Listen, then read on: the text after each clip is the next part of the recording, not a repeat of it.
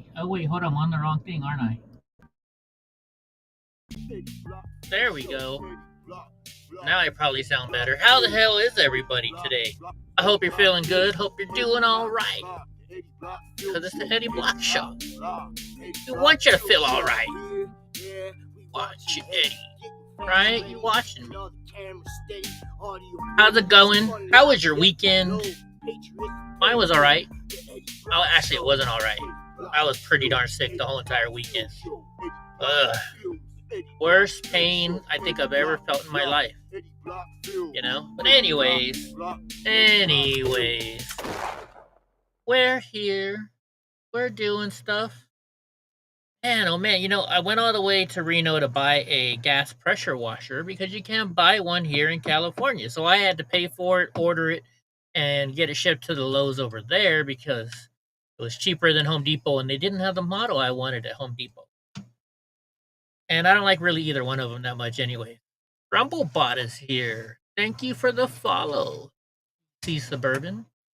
Anyways, so we drove all the way up there. I used the pressure washer for about an hour yesterday or this last week, doing stuff around, cleaning up stuff, and then all of a sudden it worked, and then it stopped, and then I couldn't pull the thing, so the recoil. So I was like, okay, so I did some research. You have to take out the spark plug, look if there's oil on it, and blah blah blah. So I did that. I did the stuff. Starts working again. 5 minutes later, it stops again. And now it's just every 5 minutes it'll stop. Sometimes not even that long. So I finally was like, man, I don't know what they're gonna do for me because I'm here in California. But the law is you can't buy it in California. It doesn't mean you can't use it in California. So luckily there's a service shop that they're sending me to, and I gotta put a deposit down on it. They're like, well, we don't know if it's under warranty. And I'm like, and I said, well, it's that scares me, number one, because it's like, okay, they're gonna question and they're gonna find a way to charge me. I used to work for just a few days for a plumbing company that worked with American Home Shield, and it was our job to find the reason why not to cover it. So that does scare me. But we'll see. We'll see. But I got to drive all the way to Visalia. It's like an hour, maybe hour and a half to get there and back. So tomorrow, me and Donnie are driving all the way down to Visalia to go pick up that stuff. I would drop off my pressure washer, and then we'll probably go to Costco. I don't know. We gotta do some shopping.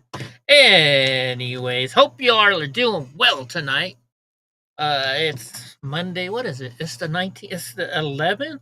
It's the 11th. Oh gosh, my birthday is in 8 days. 8 days, and I'm gonna be an old man. Jeez Louise. I'm still gonna be in the same decade. I'm not moving up a decade yet, so at least I'm happy about that. Anyways, let's get going.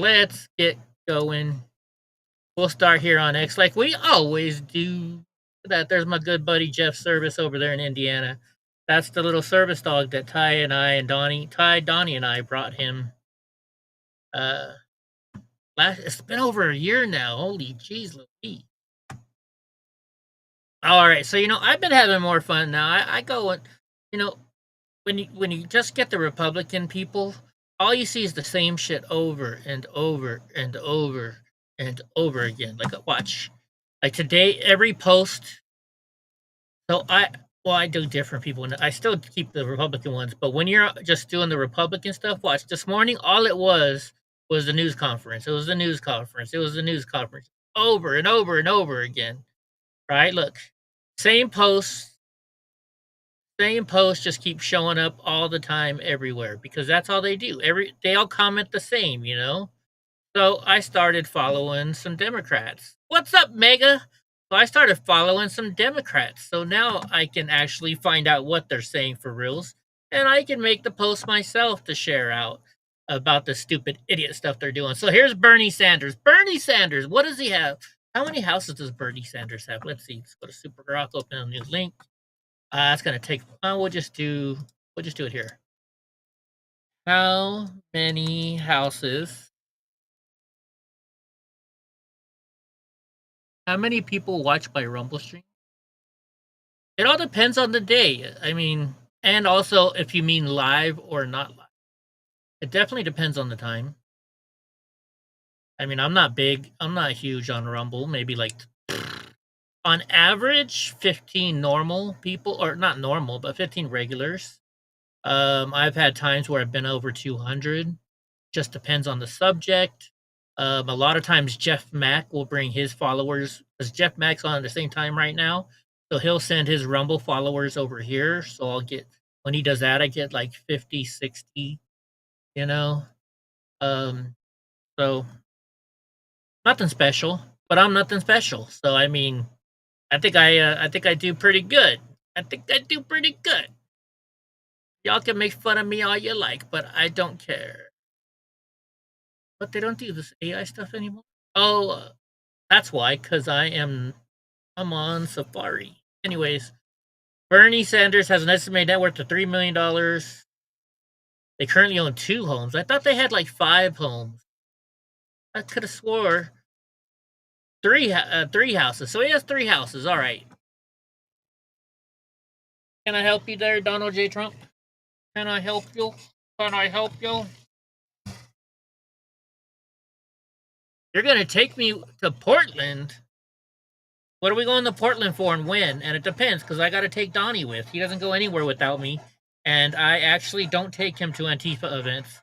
I don't want anything to happen to him. So if we do, we'd have to find a babysitter for Donnie. I might have some people in Portland that I trust to babysit him. Question is are they still willing to babysit him? Speaking of Donnie.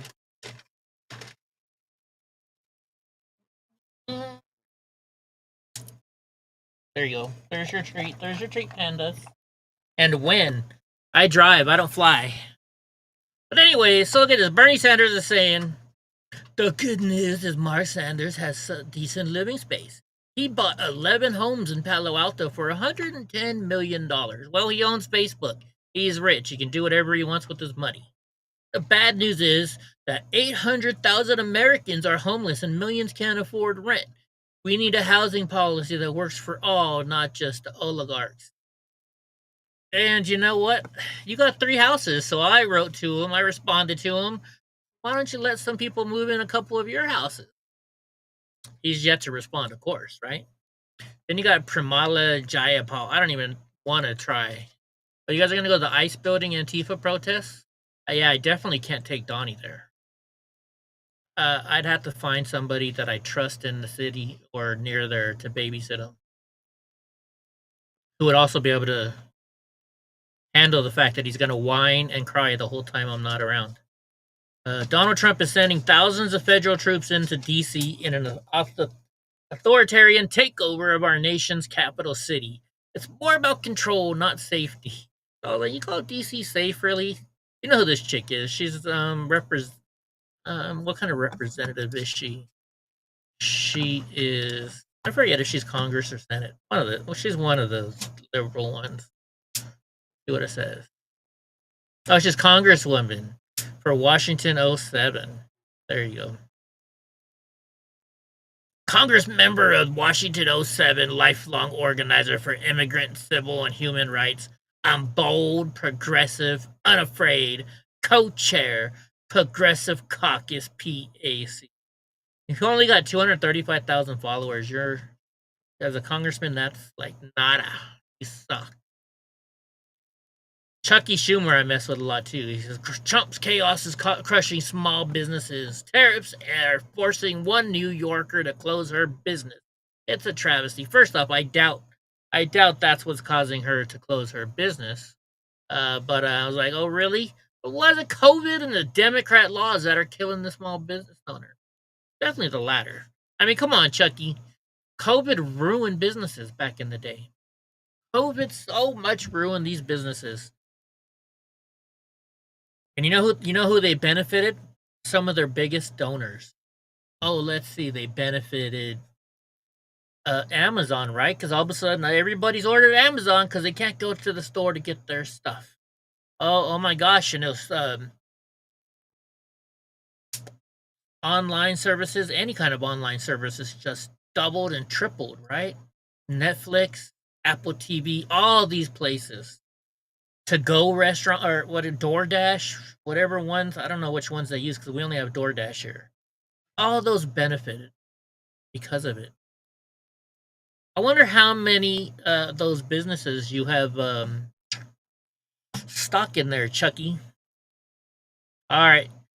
First off, okay, I gotta ask this question. What the hell are these? What kind of glasses are these that she's wearing? What the F is she wearing? That is, just don't get them. I mean, those are stupid, but then she's stupid. So let's hear what the lovely and wonderful Representative Maxine Waters out of um she's like Bellflower area down in LA. It's like I know she is what's right next to Bellflower where the Elks Lodge is that I've been to. Anyway, she's like down in the Bellflower area of Los Angeles. But let's listen what this idiot woman is saying now. Words mean nothing. Actions mean everything. Watch this. Watch it very closely.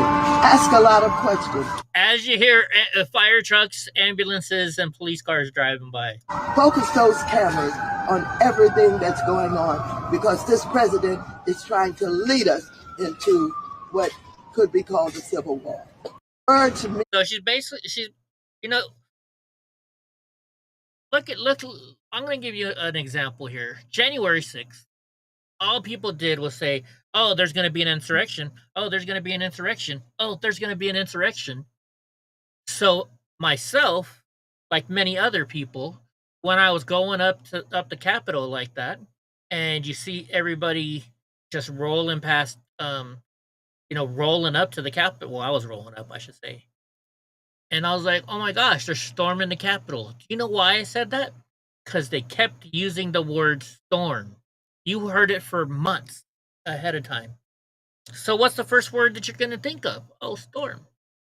Right? It's like a way, con men use those tricks. It's those are like, I even remember they taught us this stuff in high school. What class was it? What was the class that taught you how to just be a human person? What's up, Gra? What was the class? Not econ. I think it started with an E. But it was how to deal with banks, do your checking, stuff like that. I remember the teacher. He always called them the dark suckers. They're not lights. They're dark suckers. You ever notice? Freaking.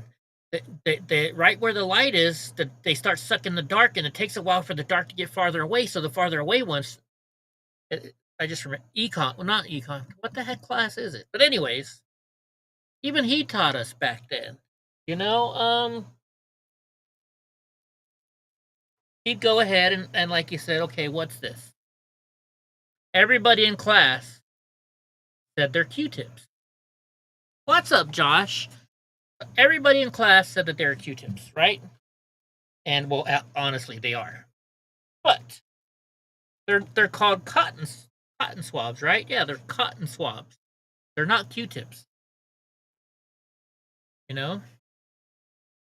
People always say, "Give me a Coke." They don't, and most of the time they don't want Coke itself. They just want a soda, a Coke, right? There's a lot of these things in advertising. They do it on purpose.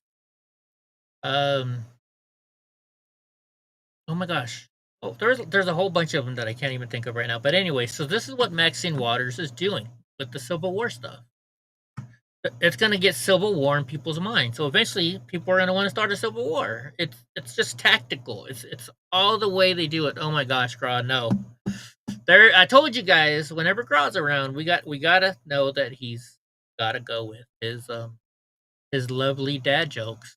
Some are really funny. Some are like here. Some are here, and some are like way down here. But you gotta love Gra because that's who Gra is. But anyway, so that's what I was trying to explain here with this. And why they shouldn't be using words like that.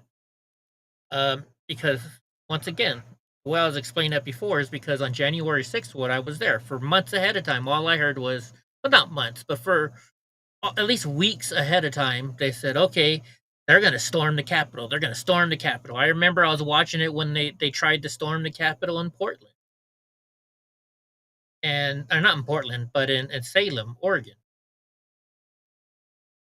So when I was there January 6th and everybody starts running and I'm rolling, I said, "Oh my gosh, we're storming the Capitol." And it was just because they kept putting that word in my head.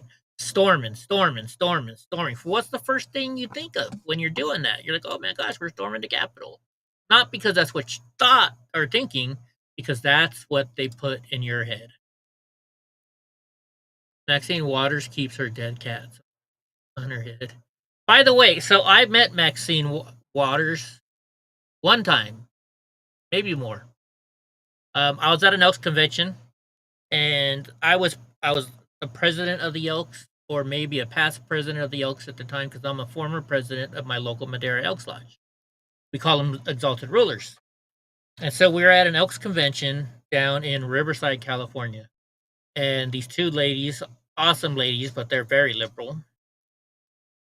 They invited me to everybody wanted me to show up at their event. I was very well known in the Elks. I mean, one time I went to Bangor, Maine, and just I was doing something for a veteran over there, and I get and I was like, well, you know, I'm not going anywhere. My plane leaves tomorrow, so I'm gonna go to the Elks Lodge, go check out the local Bangor, Maine Elks Lodge.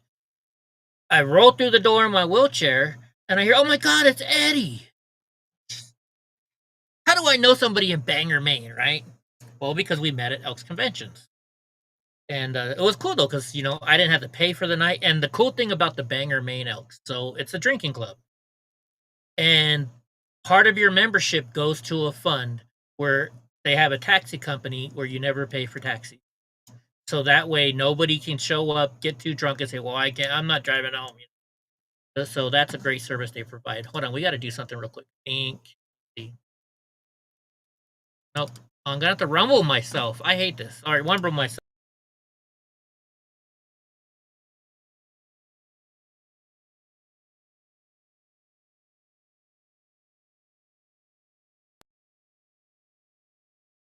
Why they let me go live, and then a few minutes in, it starts freezing up on me, and when I restart it, it takes me right to sign it. Like I'm not signed in. I don't get that. Rumble, you have issues. All right, let's do Rumble Premium commercial real quick. We're gonna do this real quick, really quick. You probably noticed that Rumble is growing fast and it's not slowing down. They're building a real alternative to big tech that puts creators first and actually protects free speech. And now there's Rumble Premium, an easy way to upgrade your experience. With Premium, you get ad-free viewing across the platform. No pre-rolls, no interruptions, just the content you came for. Plus, Premium members unlock exclusive content like bonus videos, behind-the-scene drops, and more from your favorite creators. Right now, Rumble's offering $10 off an annual subscription, so just go to rumble.com/premium and use the promo code STUDIO. Check out. That easy. That's rumble.com/premium, promo code STUDIO. No ads, more freedom, and content you actually care about. Go do it. I have to be a Rumble Premium member to be on here, but I actually like it anyways. I would have done it anyways, right?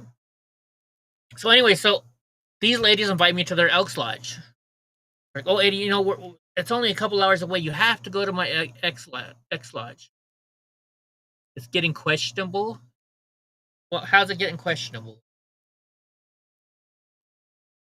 So, anyways, I go down to their lodge, and I had a thing I was doing for veterans. I was selling these coins to try and raise money for a cross-country trip to help veterans.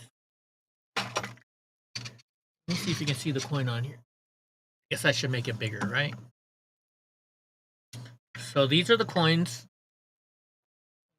So that, look, it says Elks, Eddie's Push for Veterans. That's supposed to be me on the front. And I got all 5 branches of the military on the back. Now I should have 6, I guess. And so I get there, and these ladies were showing me around their lodge, and it was a breakfast. So I bought like $10 for a breakfast or something like that. So I bought my wife and I breakfast. And she's like, "Oh my gosh, Eddie, you have to meet our congresswoman." And I was like, "Oh, nice to meet you, Miss Walters." because you know, for some reason I thought her name was Walters, right? And I even posted it on Facebook. I've been kicked off of Facebook since then, so I don't have it anymore. But it was funny. I remember I was like, "Oh, I met some congresswoman named Maxine Walters today." But anyways, so they told her what I was doing for the veterans, and she's like, "Oh, I would love to help. Um, I'll buy one of your coins." And I was like, "Great, they're $50 each." And she was like, well, you know what? Here's my card, and I'll send you $50 in the mail." I was like, "Well, we can take a check right now, ma'am." And she's like, "Well, I'll send it to you later." Never got a dime from the crazy woman, and that's before I was political. Just goes to show you know what kind of a woman she is. Anyways, yeah, she's disgusting. I met her and her husband. Anyways, all right, look at this. New York mother and son arrested for trying to flee the country following a street racing crash that left one person dead. Vilma Vanchetta. Let's see the video. Let's see what it looks like. We are about to finish boarding United Oh, look at that. That must be their daughter, because that's the son. Oh, and look, he's in a neck brace from the crash. Okay, so anyways, to leave the country, after Lamani was charged with aggravated manslaughter. According to Middlesex County Prosecutor's Office, Lamani and a friend were street racing when the BMW M5 hit two cars and rolled over. Two passengers in the car with Lamani were thrown out of the vehicle. 20-year-old Albion, whatever, was pronounced deceased at the hospital. The other passenger was thrown and survived. So one of his friends died in the accident. So now he fled the scene with 19-year-old Emily Harrington, according to prosecutors, probably his girlfriend. The son and Vanchetta, whatever, have since been extradited to New Jersey and are now in custody at Middlesex County Correctional Facility. Good. Good, I say. Process. So you should bill her with interest. Yeah. She wouldn't do anything. She wouldn't care. She'd be like, yeah, whatever. You're just a crazy Republican. And so Adam Schiff, here's what Adam Schiff said today. First, Donald used the Marines and the National Guard to support his mass deportation agenda in Los Angeles. Now he's using similar tactics in D.C. like a tin pot dictator.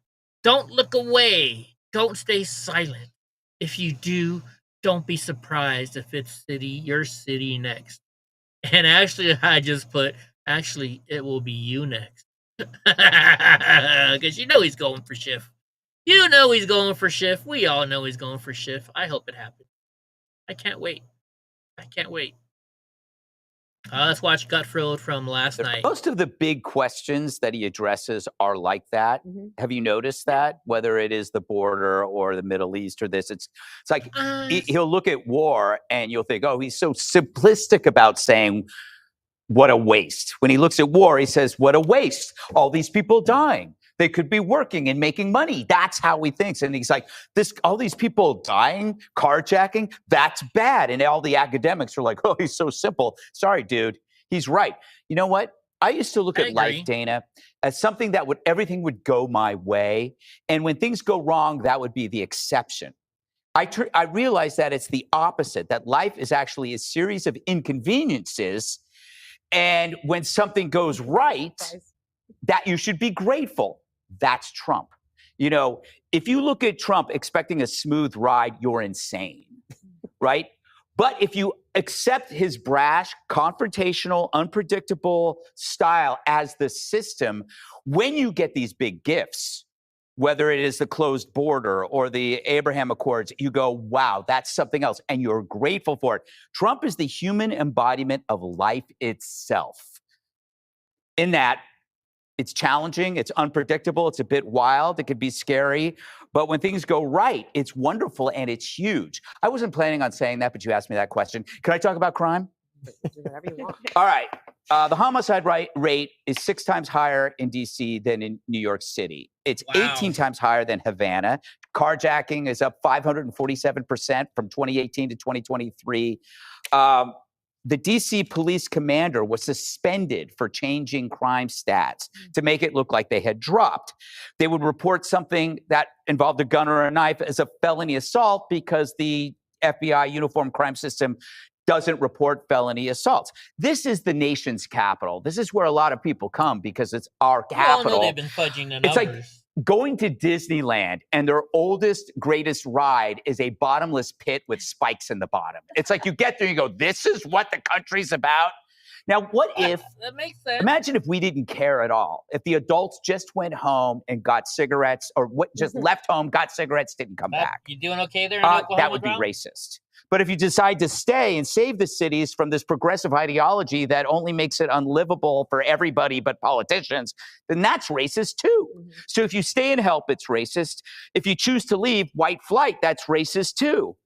But why can't you leave if you're not wanted? How was that racist? Turns out that's the Democrat Party. People are leaving that. They're leaving colleges that are anti-Semitic. They're leaving cities that are dangerous. Turns out the intolerant few causes the many to leave.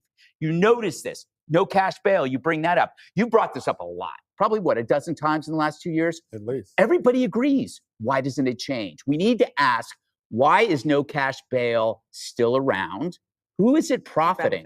Who is it benefiting if everybody agrees? And why can't we just stop it? There's something going on there. President makes a lot of good points. He definitely makes a lot of good points. Okay, let's see what this is about. This is Kentucky. You're not gonna believe this. Well, I guess you are, because I mean, these people have to be getting driver's license somehow, right? There's always somebody. There's always that few percent of people that do the wrong. The state didn't want this out. Fraud inside Kentucky's transportation cabinet. Licenses issued without a driver's test. It is an ongoing WDRB investigation, and tonight we hear from a whistleblower who says coworkers used her login to pull off this scheme. How'd they get her login? Employees were being paid underneath the table. They say sometimes I immediately let my supervisor know about it. truth hurts. Did you ever think that this would cost you your job? No, And for Melissa Moorman, I was angry for a long time. this is one of those. It hurts me that I'm talking about this and I actually like where I was working at. Times. I came into the office that day, my computer was shut down. I was told to go to the front door. Detectives came in, they interviewed me. That was it. Moorman says she was fired 3 months after she sent this letter to the Kentucky Transportation Cabinet, blowing the whistle that workers at the NIA Center licensing branch were selling driver's licenses under the table to people who never took the driver's test. All for $200. Undocumented workers. How did it work? What was going on? The undocumented workers would come into the office in groups. They would provide them either permits or driver's license illegally. So they will bypass without even taking the test. How much? $200 a person. Up to 5 times a day, she says. So Was this an $1,000 a everyday day. thing? Almost, yes. 5 times a day. $200. That's freaking $1,000 a day for a worker. Think about that. You work 5 days a week. That's $5,000 in your pocket easily. Then you're getting the state benefits, right? All your medical care, and you're getting your salary on top of it. People are making out, and I'm sure this happens in most states. Ugh. Wall Street. So Gavin Newsom is a criminal who launders taxpayer money to his wife's NGO. He should be locked up, not posting on X 24/7. I agree. But he's everything he's doing. Like, we'll talk about what he did today in a little bit. He's threatening the country, right? He thinks his shit don't stink. He thinks he's gonna be president pretty soon. And I sure hate to see if he ever does become president. It's gonna be a sad, sad day for our country. Chucky Schumer again. Let's see what Chucky's saying over here. Trump is stripping thousands of EPA workers of their labor protection. Ending collective bargaining means workers lose their power to fight for fair wages and wages against unsafe, unfair, and discriminatory conditions. I'm standing with AFG and National, and I won't stop fighting to protect workers' rights. What a freaking joke this guy is. So labor unions, I was in a labor union for a while. I was in the San Francisco Plumbing Union. I was. And I was there during an election time, and we got these letters. And the letter said, this is who we recommend you vote for.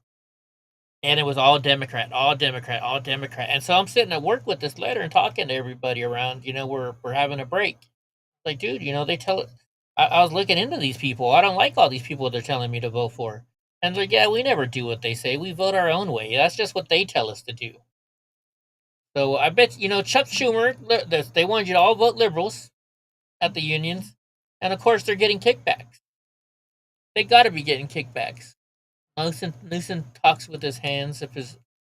I hope his arms get a break. Okay, I got that one. See, Senator Cory Booker. Let's see what he's talking about today. Federalizing the Metro Police Department and sending the National Guard into the streets of D.C. will not make the district's 700,000 residents safer. The best way to improve public safety is to fund and support programs that build trust, accountability, and transparency between communities and law enforcement, not by taking inflammatory actions that erode the public's trust and create fear and chaos. Oh, you mean those programs that you get kickbacks from? Those programs that are mostly liberal? If Donald Trump wanted to make D.C. safer, he wouldn't have pardoned the January 6th criminals. They always got to bring that up. Who violently assaulted law enforcement officers who were defending our nation's capital. He wouldn't have siphoned $1 billion from the district's budget, undercutting programs that support police. I don't think there are programs in Washington, D.C. that support the police. His thing is just a power grab. He's just a power grab. What a joke. What a joke, Cory Booker. Oh, wait. Let's see. Chuck Schumer, Cory Booker. Here we go. Everybody's favorite, Jazzy Crockett. So once Donald realized that he can't fire me by any means, because I don't work for him. I work for the people at Texas 30. And of course, I'm not paid to do TV or anything like that. He has decided to sick his little media people out on me and to make up all kinds of lies and all of the nonsense. It is what it is. As soon as y'all see something that sounds stupid, especially coming from certain sources, y'all already know what it is. So you're saying don't listen to you because we know you're stupid because you're already stupid. We're not gonna play like this. Y'all not crazy. And so, yeah, I got news for him. If I want to be in the house, I'll absolutely be in the house. And there ain't nothing he can do about it. I'm sorry. Okay, why is she leaning her head like this? What is she hiding like that? So one no, she moves her head back. Yeah, I hate to say it, but you even said yourself, you dumb idiot, I am gonna lose my seat the way he's doing it. Do National Guard have tasers? I hope so. I believe they do. Yeah, I saw that video. In fact, we might show that video today, Gra. We might show that video. Oh, by the way, Gra said we should do a clickbait account on X. I did. And I was exposing all the clickbait and showing them how people just make money off it. Well, X also makes money off it. So guess what? That account is no longer there. Funny how that works. All right, look here. Black trans women gave you your rights. I didn't know that our founding fathers were black trans women. Did you know that, Gra? Did you know that our founding fathers were black trans women? Interesting.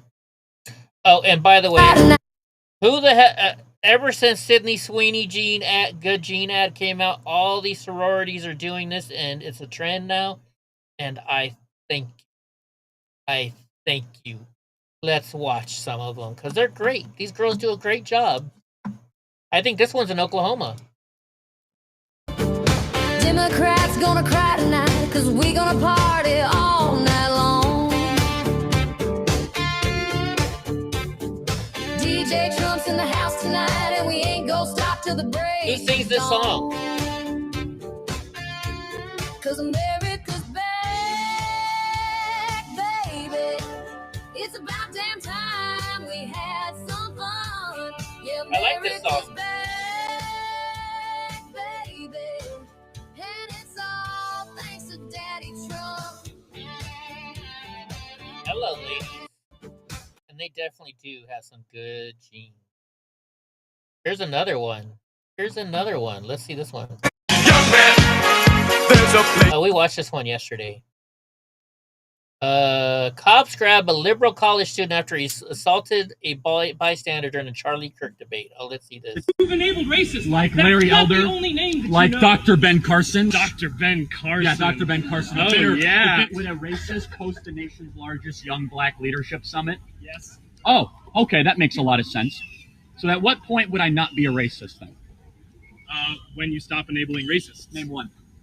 All of your supporters. All these people are racist.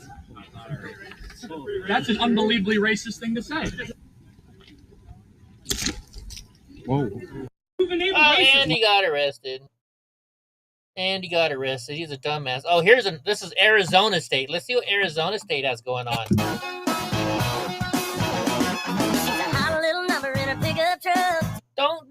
Don't freeze. Well, it's freezing at a good spot. Daddy Sweet Money done jacked it up. She's a I guess they party all froze night it. from South Carolina, a bad mama jammer from down in Alabama. She's a raging I'm definitely seeing good genes all the way through here. Don't you beat with a thick southern drawl, sexy swinging. And I feel bad. I went to college, but I never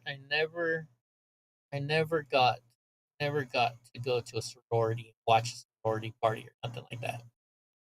Sounds like Reba. I don't know either, Gra.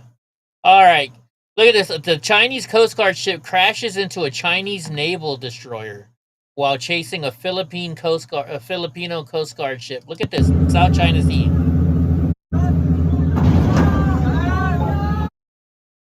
Holy sheep shit, Batman. I wonder which one is the Philippine Coast Guard ship. BRP. Maybe this is the Filipino ship?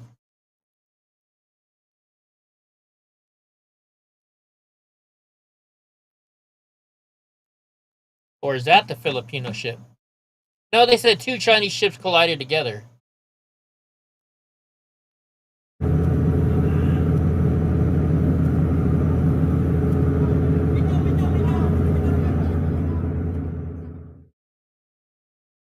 Okay, I don't know what Tagalog looks like lettering.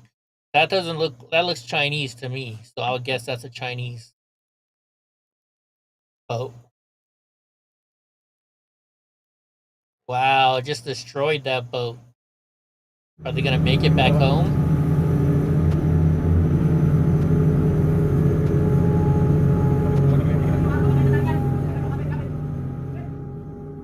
Are they trying to ram them again?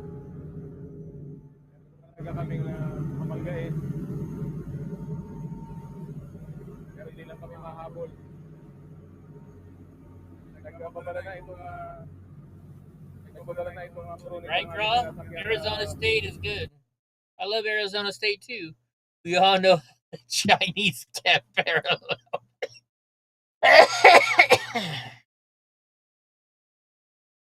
Oh yeah, I'm glad this happened. These are punks and they deserve to be dealt with. Watch this. So this guy's doing wheelies and shit on like a boardwalk or something where there's tons of people at. Watch this. This guy was wheeling in a crowded place and this happened. What the f is wrong with you, bro? What the f is wrong with you, bro? I'm a fucking minor. You almost hit me. Bro, what the f is wrong with you? I'm recording you. I'm recording you. Want me to call the cops? You just assaulted me. Gave my life to Jesus. That's the only reason I'm not f***ing putting my hands on you. I'm 16. I'm 16. I'm 16. You gave your life to Jesus and you're talking like that? You lucky I gave my life to Jesus Christ. Yeah, I know. This guy was wheeling in a crowd. Dumbass. He was in the wrong. Dude, I didn't know lions got this huge. Check this out. Check out this lion. Is it really this huge or is this AI?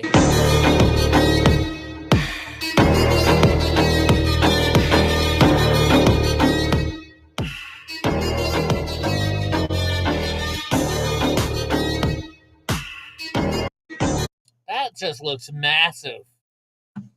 That just looks massive. No wonder they're the king of the jungle. I didn't know that let's see, what is this? 650,000 people in North Carolina stand to lose their health insurance thanks to Trump's big, beautiful bill. 375,000 will lose nutritional assistance. Did you guys know that there was 650,000 illegal aliens in North Carolina? And fake people? I didn't know that. That's a lot. Oh, here's old Pocahontas. What's she saying today? Crypto, we passed half of it, a stable coin bill that's gone through Congress. And look, we need crypto regulation, but we don't need the regulation written by the crypto industry that supercharges this kind of corruption. We need regulation that limits the corruption and the ability of elected officials to trade in it, that also limits the ability to blow up the economy with crypto, that also limits the ability of folks like terrorists and drug traffickers to be able to use it as their currency, and also that has adequate consumer protection. And right now, what we've got is weak restrictions in this area. We've got another proposal that's coming in another part of the crypto world. We need to get restrictions in place overall to tamp down on the corruption and to make it a safer product to deal in. Okay, so she's not wrong. I gotta admit that. She's not wrong. But, definitely the government wants their cut. She wants her cut. Everybody wants their cut. But it definitely should be right. They say that with everything. Don't let the people, don't let the wolves run the hen house or whatever it is, Should the Supreme Court do it, overturn gay marriage? Do you guys think that the Supreme Court should overturn gay marriage? I don't. You know why? Because I don't care. I don't care. I'm not gay. Right? But it doesn't hurt me. Does it go against Christian values? Yes. But that's not my job to regulate Christian values. If you're a Christian, you should know that God is the one who regulates that kind of stuff. So if somebody wants to be gay, I don't care. That's their choice. I'm not going to tell them they can't. I mean, is them being gay hurting us? Is them gay and doing stuff male to male? Does it hurt me? Not unless I gotta watch it, right? I can care less. Let them be gay. So what? So what? I don't know what the big deal is. I really don't. I don't like it. I don't agree with it. But I'm not gonna tell them they can't do it. I don't like coffee. I don't tell Graw he can't drink coffee. Right? Just saying. Just saying. What's this about? Georgia State Election Board. That's like 7 minutes long. Calls on the Department of Justice to obtain the Fulton County 2020 voting records. I hope they get them. I hope they get them. They want too much attention, says Graw. You're right, Graw. You're right. You're just giving them the attention they want. Just giving them that attention. So listen to this. Denver, Colorado. Let's just watch the video and then we'll talk about it. Colorado lawmakers are pushing back against a climate campaign in Denver, urging taxpayers to eat less. She's definitely a newscaster from before HDTV. meet. In a letter to Denver's mayor, 19 lawmakers shared their disapproval of the $3 million campaign they called tone deaf and insulting to ag communities. The Eat Less Meat agenda is prominently displayed on posters across the city. The lawmakers pushing back say demonizing meat consumption will not solve climate change. The strategy will alienate the communities Denver depends on for food and economic security. The campaign is funded by the city's Climate Protection Fund, which voters approved to provide $40 million a year. Colorado. So they provided $40 million a year to this fund. $40 million to put out stickers that say, eat less meat.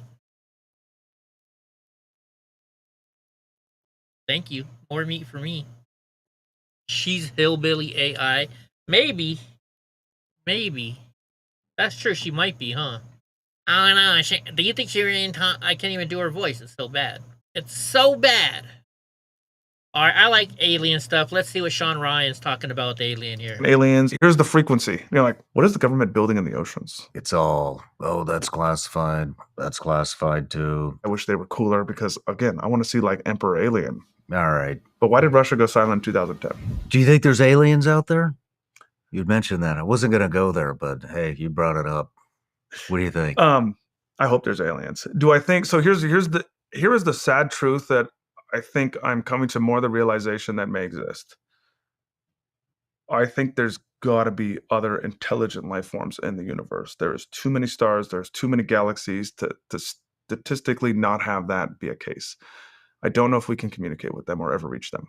I don't know if physics will ever allow us to travel faster than light. And I have seen no convincing evidence that we can.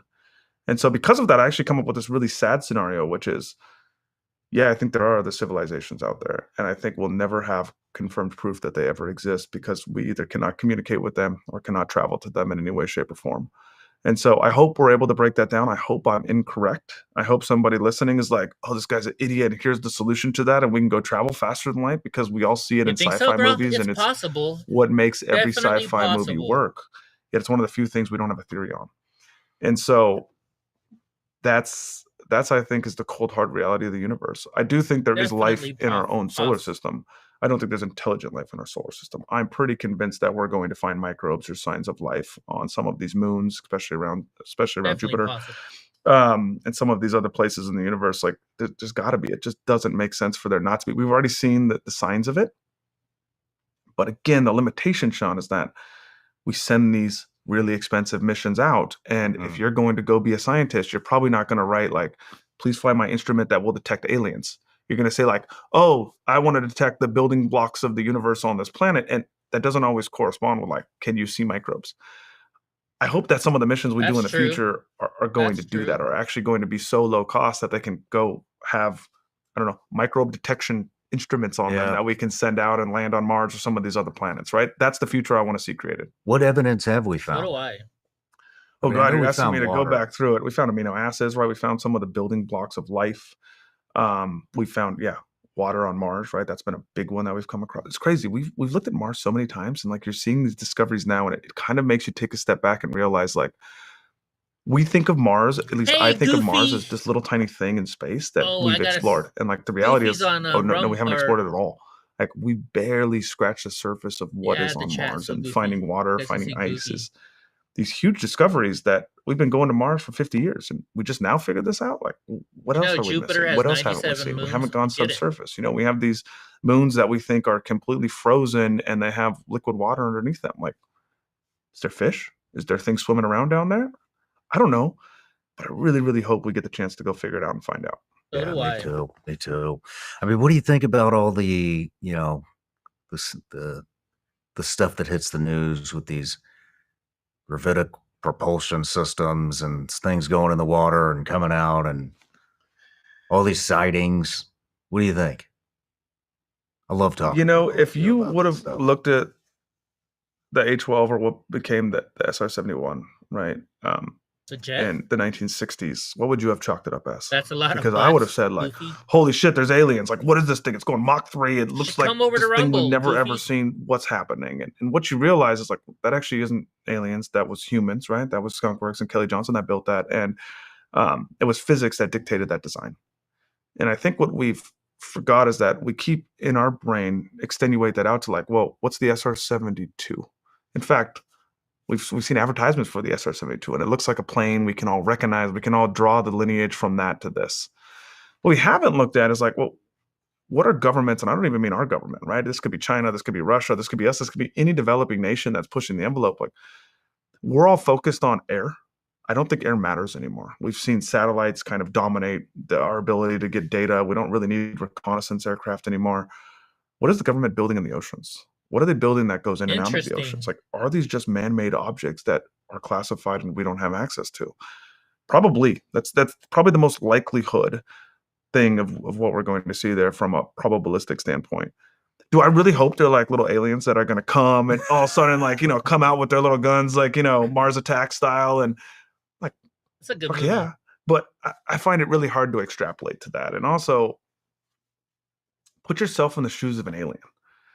If you came to a planet with a civilization on it that you could just dominate through a will of force, what would you do, Sean? Would you go hide in the ocean?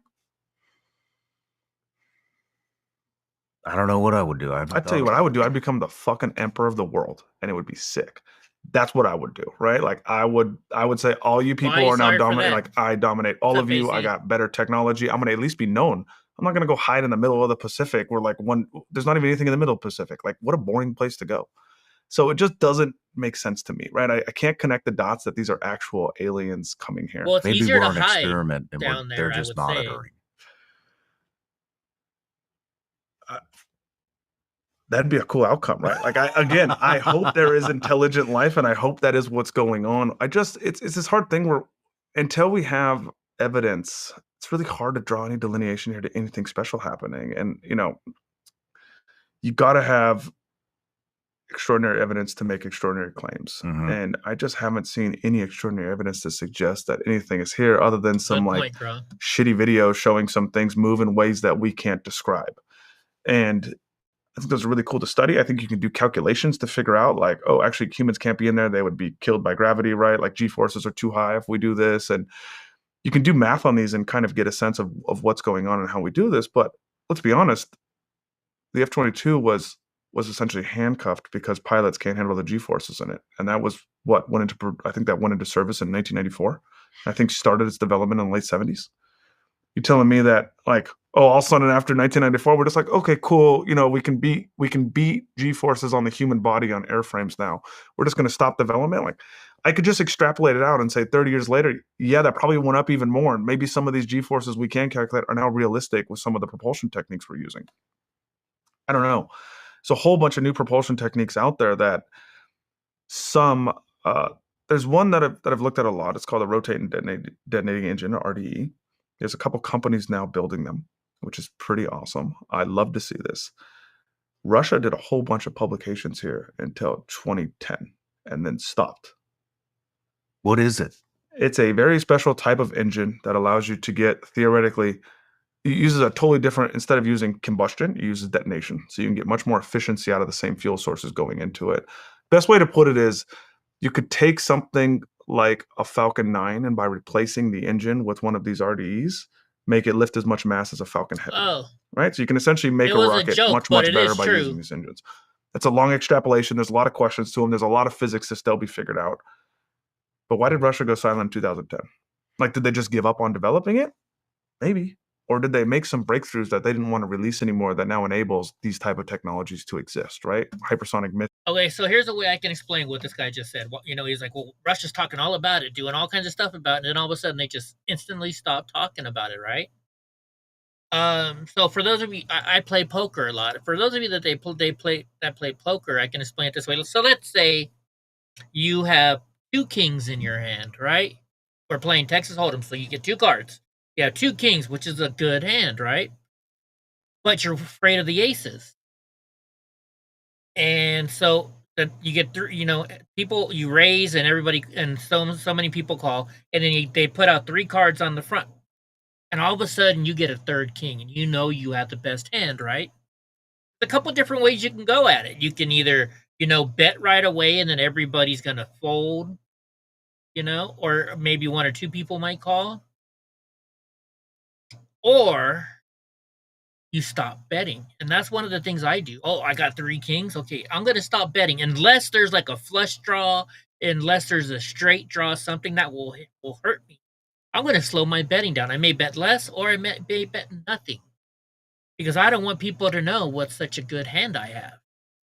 Especially if it becomes king, or a king and an ace out there, because aces is what normally people are trying to get. So if an ace shows up out there, they could think, well, if he bets, he's got that ace. So and they'll fold. What I really don't want them to think is I have a king. So I may check or bet.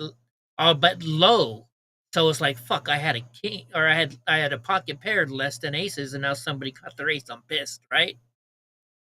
So you bet less, or you stop talking about it because you don't want people to know you got it. This makes very good sense of what he's talking about. Yeah, Goofy says I slow pay too, right? So this makes sense what he's saying. Goofy hug everybody. And I just sounded like Kermit the Frog, didn't I? Actually, gravity is a very small force in relationship to the forces in the universe. Is that so, Gra? Is that so? Okay. We're going to look up these engines right after this. We only got 2 minutes left, so let's finish watching this. Missiles are a big thing that we're looking at with RDEs. There's a lot of cool things you can draw from this that don't require you to believe in aliens. As much as I want to, Sean, I find it hard to believe they exist. And if they did, God, I wish they were cooler, because, again, I want to see, like, Emperor Alien. I don't know. I'm leaning towards no. They don't exist. I've interviewed a bunch of people about this stuff, and it's all, oh, that's classified too, this, that, and it's like, all right. So nobody really knows anything. So much of what is classified is not like, it's not like you get a clearance and all of a sudden you walk in a skiff and they're like, oh, hey, actually there's fucking aliens and they fly these ships. They're like, you walk in there and they're like, here's the frequency. And you're like, that's it? Like, what are we talking about here? Right? Like, this is not how it works. And I think movies have really turned our brain to think there's some Area 52 where they have element 114, and like, I love all that. I think they're awesome to go explore, and you got to go explore whenever you hear new things like this. Mm-hmm. It just doesn't make sense to me, though. And understanding how the government works, like, I'm sorry, the government is one of the most inefficient things I've ever seen operate. And usually everything that comes out, like, we got the signal messages from the Secretary of Defense. They couldn't even hide that. You're telling me that we're going to go hide like secret alien aircraft underneath a mountain and nobody's going to leak this? Please. I can't draw that conclusion. I'm with you. No matter where you're watching. Okay, I can. Because think about that. There are people that are good at hiding shit. Hell, I remember there was a girl in high school, right? A pretty girl. She was beautiful too. And, one day all of a sudden she stopped. She wasn't in class anymore for a while. And everybody's like, gee, what happened to so-and-so? And they're like, oh yeah, she had her kid. Now this girl weighed like maybe 110 pounds soaking wet. Real skinny chick. None of us knew she was pregnant. But then every day she'd walk into class with a big, huge, because back in my years in high school, we all wore the big, huge NFL jackets and stuff like that. The puffy ones and stuff. People can hold secrets. Okay, so DC police DC police say crime is down across the entire city, but they interviewed a couple people, and I've been to DC. I've been to DC late at night, and I'm not saying during January 6th or anything like that. But it was definitely not. I didn't feel safe when I was there at night. I mean, during the events I did, because hell, you got a freaking 1,000, 3,000 patriots walking around you. Of course you feel safe. Especially when you're the crippled guy in the scooter that everybody wants to come meet because I have a video channel, right?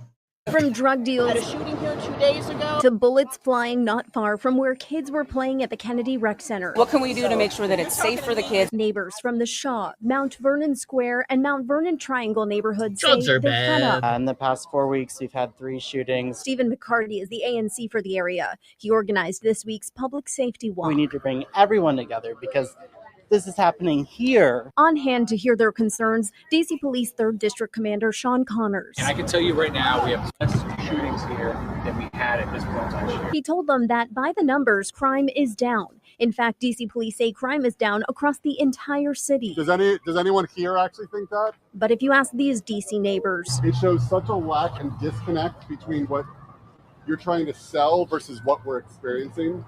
their perception, how they feel, is unsafe. From drug deals, I don't doubt that at all. to I don't bullet doubt that at all. Okay, Goofy said, Dad said great grandma was a star child, so that made me 1/8 star child. We were gonna move to Europe, living underground until the spaceship comes back for us. It kind of makes sense, Goofy. It kind of makes sense. Are you a star child? That kind of makes sense, right? Let's watch this.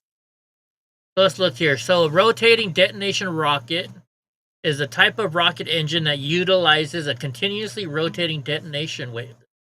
Oh, there's got to be a video on it. Let's see what the heck this is. Let's watch this video on it. And we can't even... Grip. You know, we really can't trust this video either, can we? Stability, precision. But who knows? That's the essence of driving. Lawfin. Never even heard of that group.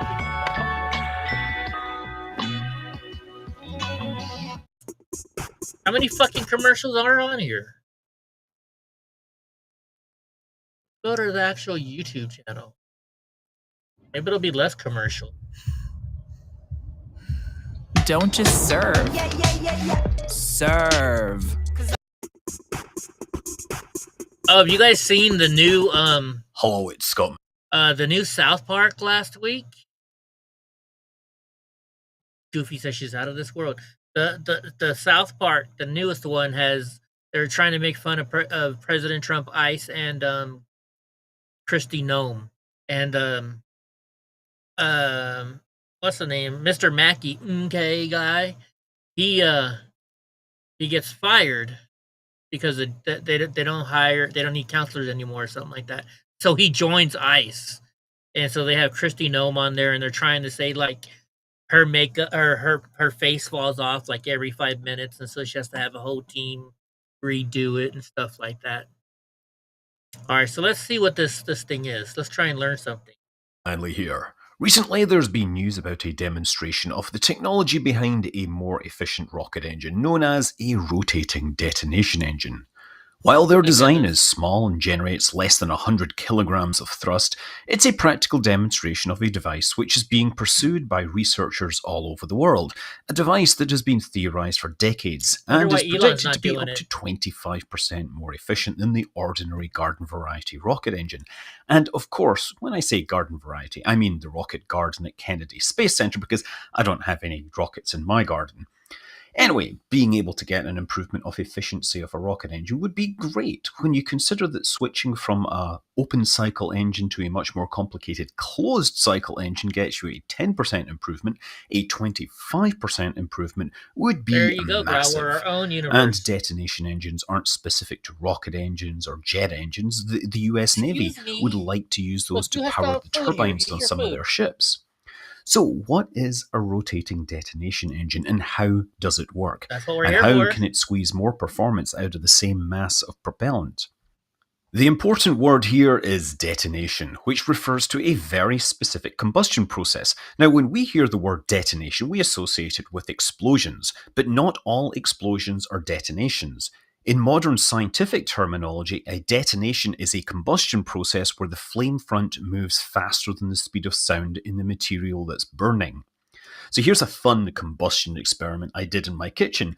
I evaporated some alcohol in this bottle and then lit the mixture on fire, and in slow motion you can see the flame front travelling down into the bottle.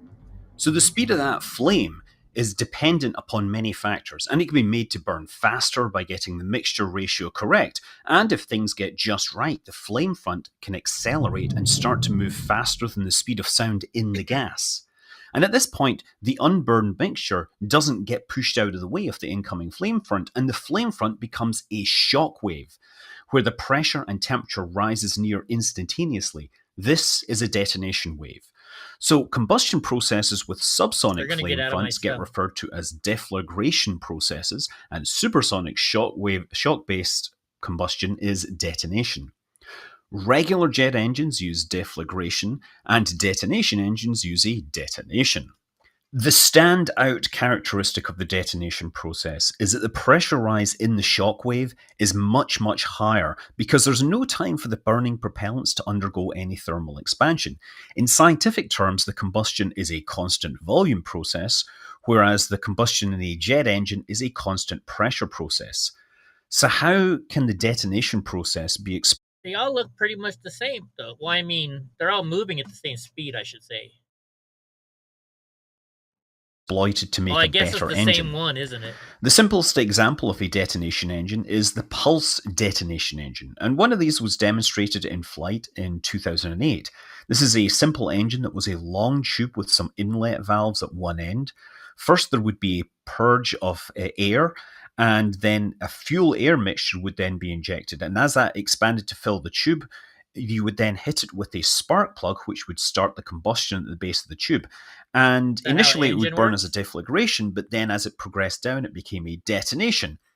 And if you did this just right, you could make several pulses per second and get thrust out of it.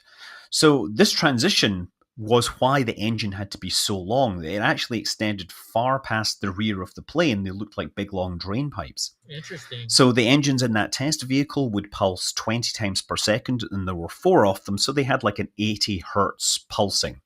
And at this point, I should also mention that there are other pulse jets. The V-1 missile was powered by a pulsed engine, but it used mechanical slats and it wasn't a detonation.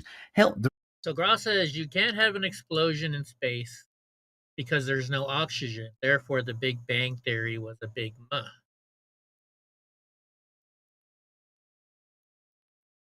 You know, and like I have a question. Think about this. In the 1960s, before they sent up a rocket, how did they know what was up there? How were they able to say, to know that it's a vacuum or whatever the heck it is up there in space? How did they know that? With the technology they had back then? Just curious, There's even the U-shaped pulse jets built by Colin Furze, who's also on YouTube, but these are not detonation engines because the combustion isn't supersonic. So in theory, pulse detonation engines can exceed the efficiency of regular jet engines, but the purge and pulse cycle means that it's not generating thrust all the time. So the rotating detonation engine takes this concept and tries to make the detonation a continuous process. Instead of the detonation wave traveling down a long tube, it's confined to travel around a circular cavity. The propellant mixture is fed in along the tube, and it detonates and is expelled at the other. Therefore, the detonation wave travels around this cavity in a circle as long as the conditions sustain it. We got a commercial. When your kid is hurting and there's nothing you can do about it. St. Jude. They're a good one. That's the theory, but of course making it work is the trick. And there's been lots of theoretical CFD models showing how waves might work, how they could be tuned and controlled, but the actual physical demonstrations have been elusive. The hard part is maintaining the conditions inside your annular combustion chamber so that the detonation wave continues to move. Frequently, they're working with multiple detonation waves chasing each other, and they all need to move at exactly the same speed. If you get the conditions wrong, then one wave might start to catch up on the other. It's possible that you can have unburned propellant expel out the back and burn there, losing you efficiency, or even worse, exploding, or the detonation wave could simply just blow itself out. But the advantages could be huge. An air-fed detonation engine could eliminate many of the moving parts. It wouldn't need the compressor that's typical at the front of a jet engine, and after all, a few atmospheres of compression is kind of wimpy compared to the 100+ atmospheres you can get inside a detonating shockwave. It's believed. Okay, so am I getting this right here? What this guy's trying to say, and I don't know who this guy is, what kind of science background he has, but this is just a simple explanation of how detonation engines work. Is he trying to say that it's the shock wave that is causing a force to move it forward instead of just the pushing of the rocket? Is that what they're trying to say here? That air-breathing detonation engines could provide usable thrusts for hypersonic propulsions up to about Mach 5, which isn't possible with conventional jets. So now, many of you probably want to know why scientists have so much expectation of the performance of a device that's not really been built. What is the theoretical underpinning for all this hope? And for that, unfortunately, I'm going to have to give you a little bit of a lesson in thermodynamics of heat engines. Now, if you've done physics, you know all this, but there's other people here that might want to know. I don't know. So a heat engine is an idealized device that takes heat from a high temperature source and moves it to a low temperature sink, while siphoning off a portion of that to do useful work. And a simple example is where you take a cylinder that's closed with a moving piston and you heat the gas inside it.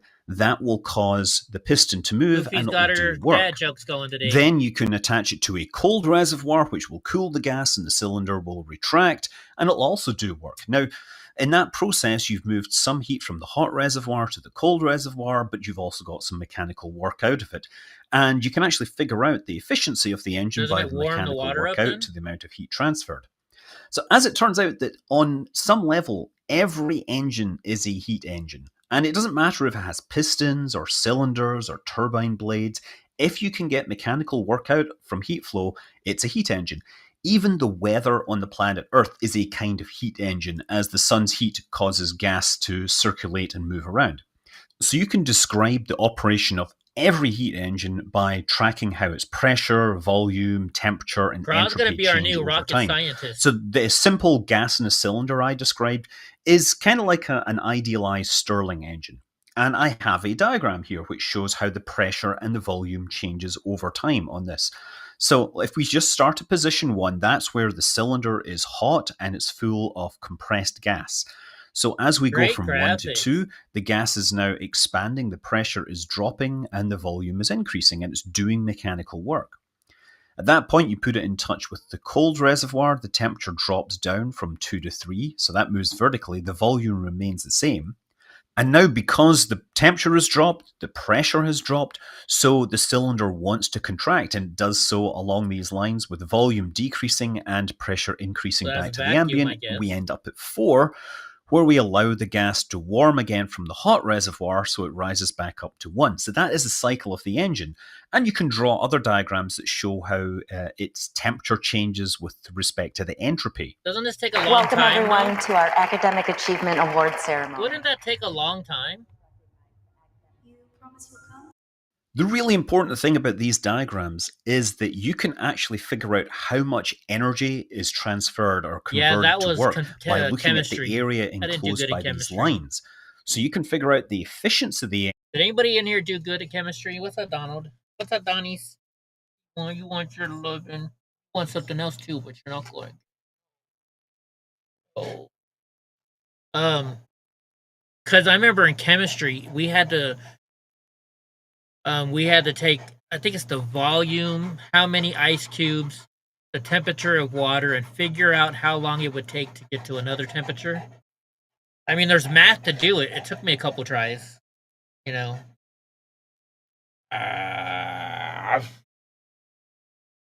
But I didn't like it. I didn't like that class at all. I passed, though. Engine by looking at the volume inside there. So, rockets and jet engines, they use the Brayton cycle, which looks like this. And in this case, the heat is transferred or applied at constant pressure, with the working fluid expanding inside the combustion chamber. So on this diagram, that's steps 3 to 4, where the pressure remains the same, but the volume increases because the temperature is being added. So note that in this diagram, by the way, that it's not a closed gas inside a cylinder. At point 8, you've got the gas being exhausted and then being replaced by fresh inlet air.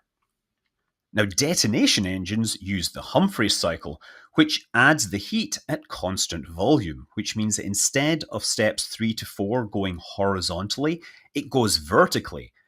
And this changes the shape of your cycle and actually gives you more area to work inside. So therefore, it's anticipated that a detonation cycle should get more power out of the same heat input. So look, that's the theory. And of course, in practice, there are efficiency losses and engineering considerations that push your cycle away from ideal. For example, you might not be able to exploit higher temperatures and pressures because of the materials that you're working with. Or say in the pistons in the Stirling engine, those are supposed to move up and stay still and then down and stay still. But in practice, they move kind of in a sine wave pattern. So the real working Stirling engines don't get the same efficiency as idealized engines. So right now, detonation engines have taken a few small steps to being more than a theoretical device. But beyond that, they do need to be developed into real working devices and actually demonstrate that they are able to achieve the levels of power and efficiency that the mathematics suggests. Come on, Donnie, get down. Get down. Okay, I'll give you a treat. Get down. Get down.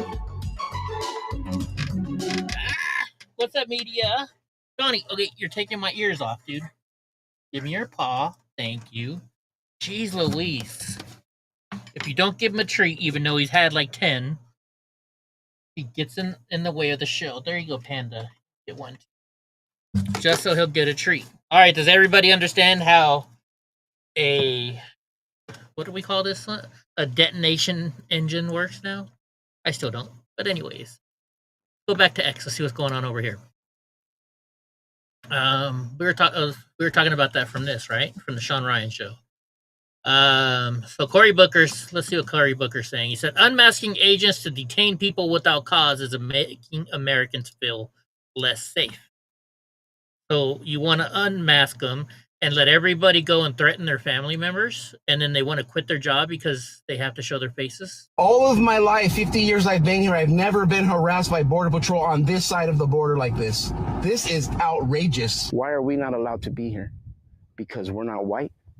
Our skin doesn't match? That's George Doylis. He and his wife are from Imperial Valley, and they love to camp. So when they were headed up to a dental specialist in North County on Wednesday, they decided to explore Jacumba and this area around Boulevard. They headed up this road to see if they could find a campsite, and that's when they say their day took a very different turn. We didn't think anything of it. We're an American citizens. We're on U.S. soil. Funny. Why should we be afraid? George and his wife Esmeralda say an unmarked SUV started following them and pulled them over.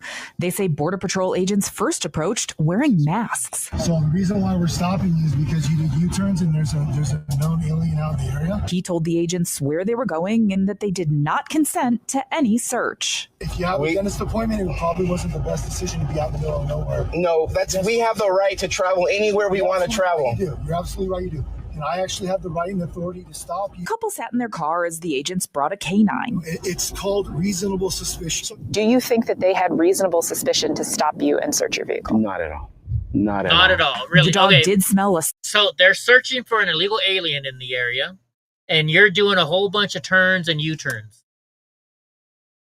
That's not normal. That's not normal. Especially when they're looking for some. What's up, get some? I forgot, that's right, that's your other name. But so think about this. That is normal. You're acting not normal, so it is reasonable for them to small amount of legally purchased cannabis, so they got out for a full search. 30 minutes in, the agent says he could take their vehicle, but... I'm going to go ahead and let you off with a warning. George and Esmeralda both voted for the first time in 2020 and again in 2024 for President Donald Trump. As they see his immigration crackdown, Do you regret your vote? Yes, I do. Very much so. I feel shame, guilt, and anger at the same time. Okay, All real of my- quick. So look at this. It's NBC News, folks. Okay, let's talk about this here for a second.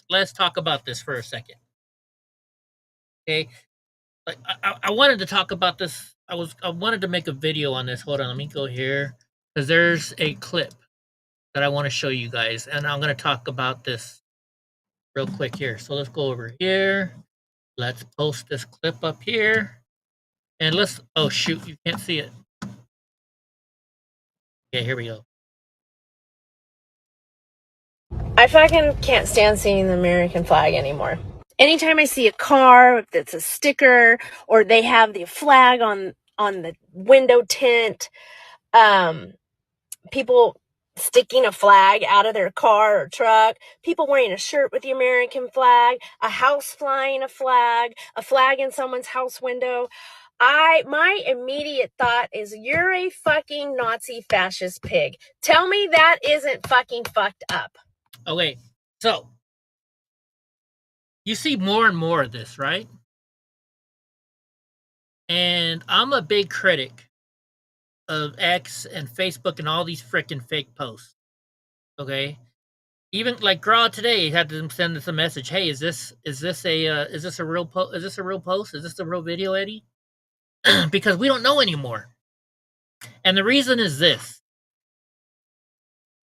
if you get I'm gonna open this up, and so we're already on here, so we'll do it this way. So I have Premium X, right? So I get analytics. Okay. I'm not out there to make money. Well, I want to make money and stuff, but look, I average maybe 3, sometimes more views a day, 3,000 or more views a day. But if I want to become monetized, I need go to monetization. Let's see why. So it says you have to have 5 million impressions on your post within the last 3 months. So that means you have to get around like 58,000, something like that, hits per month. But then once you do, you start making money, and you make a lot of money. Okay, so we're on this X. Okay, so I can change it. So look, so let's go here. And let's just look at X. So look at this guy right here. This is I started an account called Just Clickbait for You on X yesterday or the day before. It's already taken down because I was exposing what's going on there.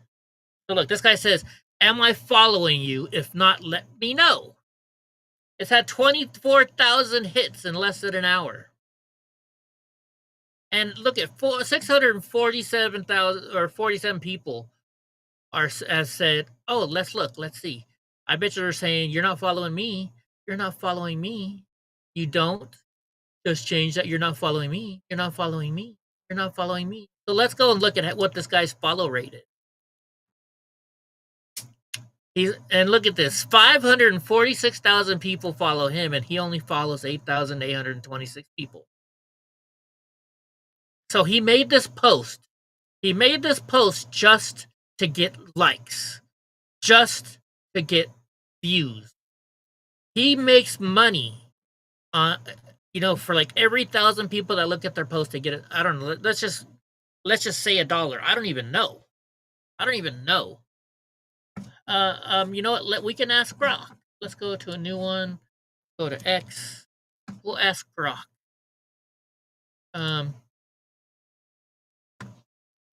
How much can a creator, did I spell it, on X make for, let's say, 5,000 impressions? Let's see how long it's going to take us to tell us. He might take a while, so we'll go back to him. Okay, so let's look at this. Let's see some other ones. And that's what they're ruining X. They're taking all the news away from us, where You know, it'd be nice to just see the news, but no, you got to see posts like this because people are trying to get views. If Gavin Newsom was drowning, what would you throw him? Right? That's look at how many people, 4.4 thousand people viewed it in 7 hours.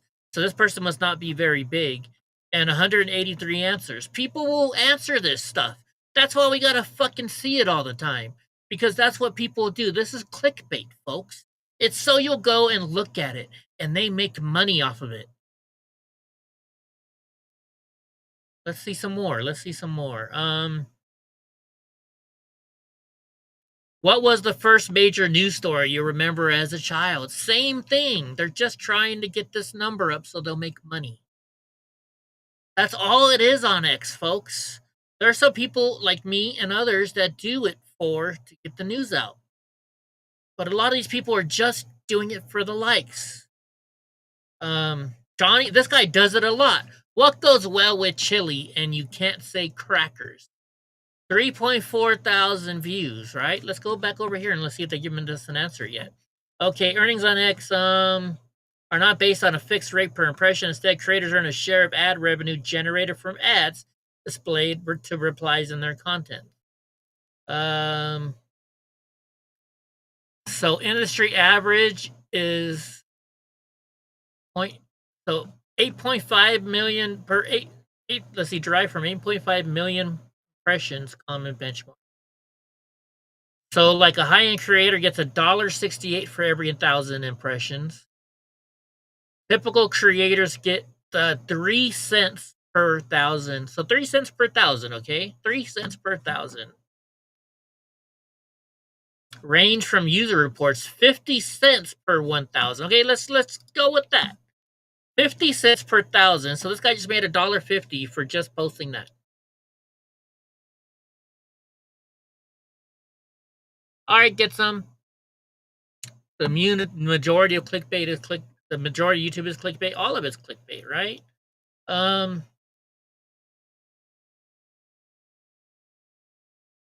Okay, like this. I'm gonna make fun of this woman real quick. Let's see if I can find it. So this woman has 1.2 million followers. She only follows 22,000 back.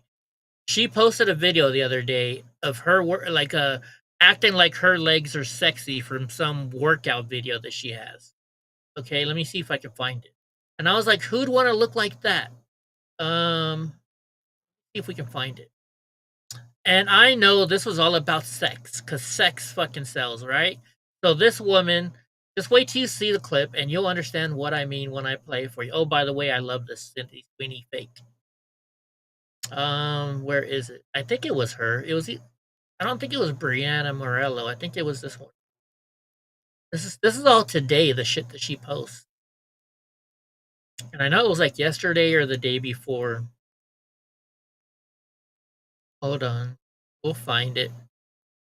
She was at the gym, right? She's in spandex and she's bending over from her backside and saying, who wouldn't want legs like this? And I thought it looked disgusting. Not only that, she's showing everybody her freaking assets. It was disgusting. And I'll show it to you because some of you might like it, but I don't. I think it's what she was doing was disgusting. Maybe it wasn't her. Maybe it was another woman, but I could almost swear it was her. Let's see. Can I search her thing just for legs?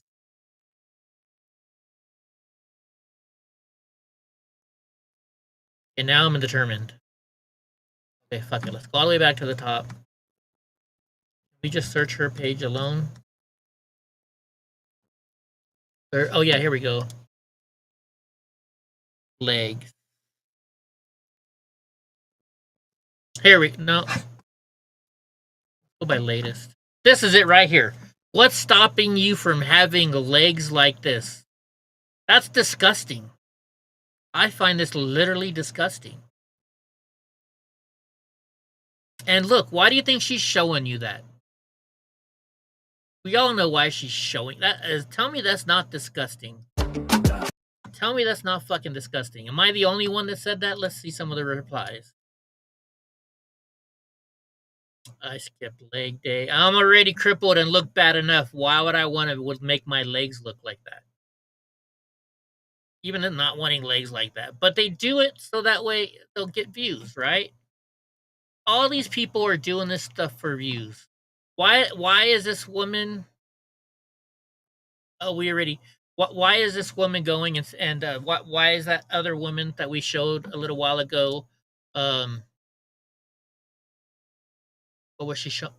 You know, she was talking about if I see an American flag, and you know why they do that? Because they know people are gonna share it.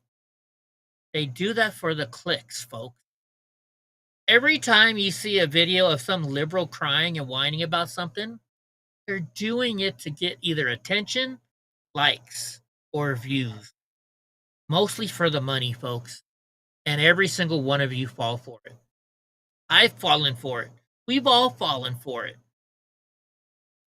But because of this, now our social media is full of this shit. It's full of this shit.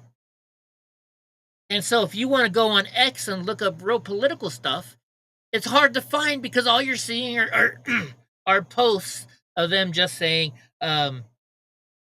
you have Snickers, Twix, whatchamacallit, and $1,000 bar. Which one can you? If you had to get rid of one, which one would it be? And all these people answer this stupid question. If you want to answer the question, answer it in your fucking head. But by typing on it, by clicking on it, by sharing it, it gets all over X. And that's what this is, ladies and gentlemen. I doubt this person voted for Trump. It's X. You can lie. It's NBC. You can lie. Maybe they did vote for Trump, but NBC paid them for this video. They paid them for this interview. That's what it's about, folks. That's why they go on NBC and show this to you. Because they know they're going to get recognition. They're going to get money. That's what's wrong with this world. So this is what Gavin Newsom did today. Let's look at this. He wrote a letter to the president. It says, "Dear Mr. President, I am writing to ask you to call on the governor of Texas and other red states who are acting on your request to draw new congressional maps through an unprecedented, mid-decade, hyper-partisan gerrymandering to rig the upcoming midterm elections.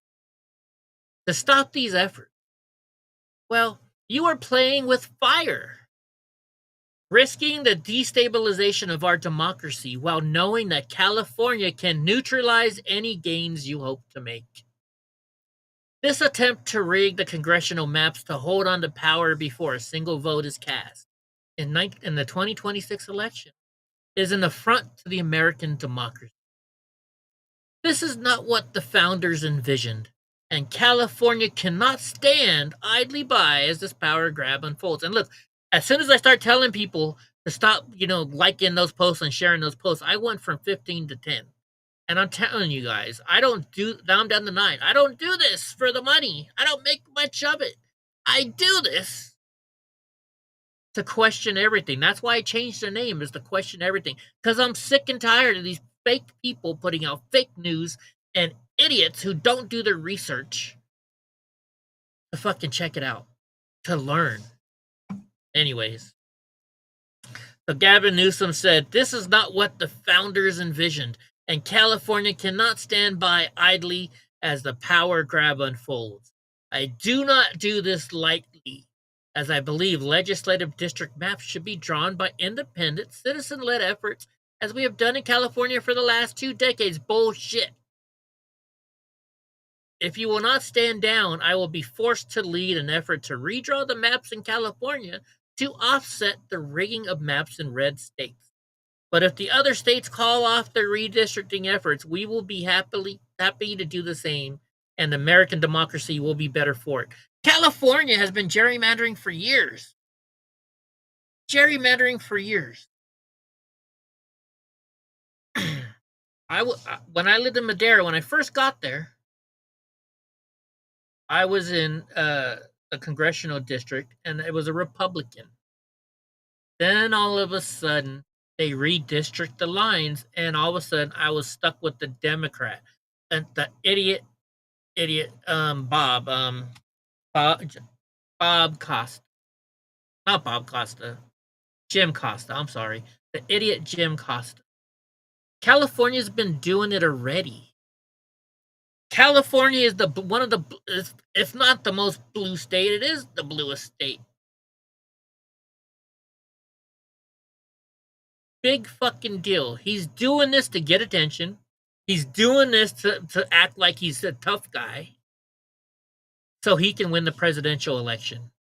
Maybe not this time around, but maybe the time after. Who knows? That's all this guy is doing. He's doing, and watch. He's bluffing to try and make himself look good. And all the liberals in California are saying, that's my president. I love this guy. Bullshit. All right, I just think this is cool. Can you imagine seeing this in person? Like, watch this. This would be amazing to watch in person. Don't blink or you'll miss it. Severe storms brought this incredible lightning show over Central Florida. That's awesome. Look at that. Let's slow it down and watch how it spiders across the night sky. Kind of makes you feel like you're inside one of those static globe lamps, right? I guess so, yeah. But is that not cool? Could you imagine being there in person to watch it, right? Get Some agrees. Thank you, Get Some. Thank you. Look at that. We went down to 6 people now. Right? People don't like the truth. But I don't care. I love being me. I'm Eddie. I like to question shit. I don't just do what everybody else tells me to do. I'm not a fucking follower. Anyways. What's going on here? The Democrats launch an angry demonstration to oppose President Trump. Let's see this. The president has been trying to provoke violence here, right here, in the black communities and in the brown communities. Wait a minute. You guys have the worst black-on-black violence around. We don't have to invoke it. You guys already do it. ICE kidnap our neighbors, having the black community be harassed and profiled and want a response. We say, hell no, we won't go.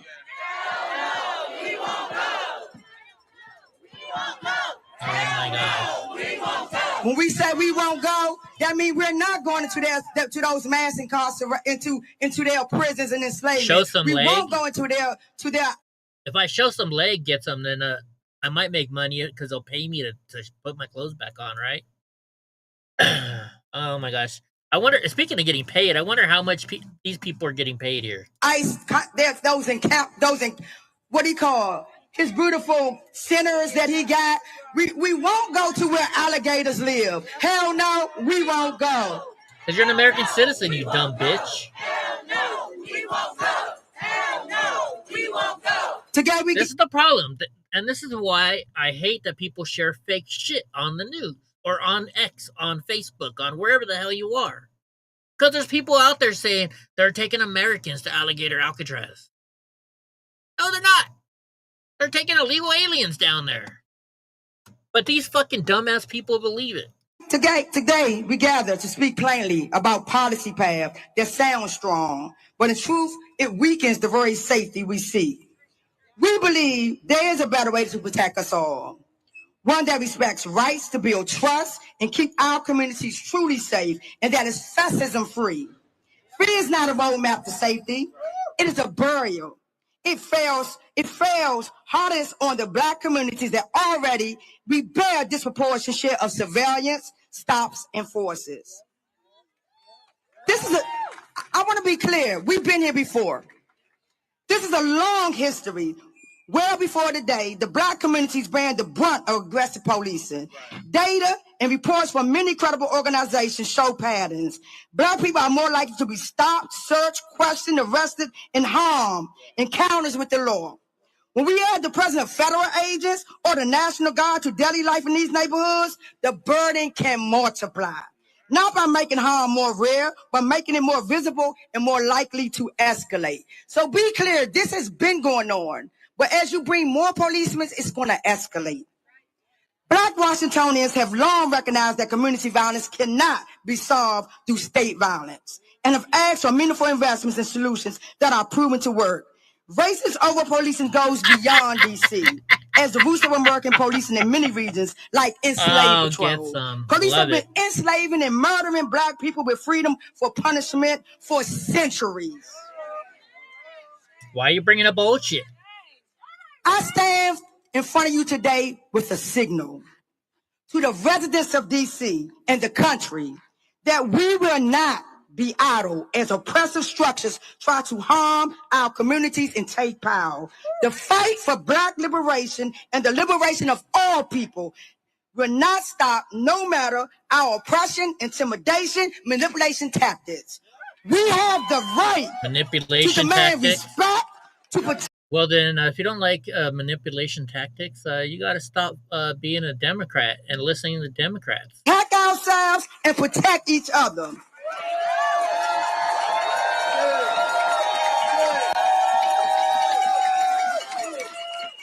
And as the executive director of Hers Wildest Dreams, I want to name white people's civil rights have never been in danger because they are white.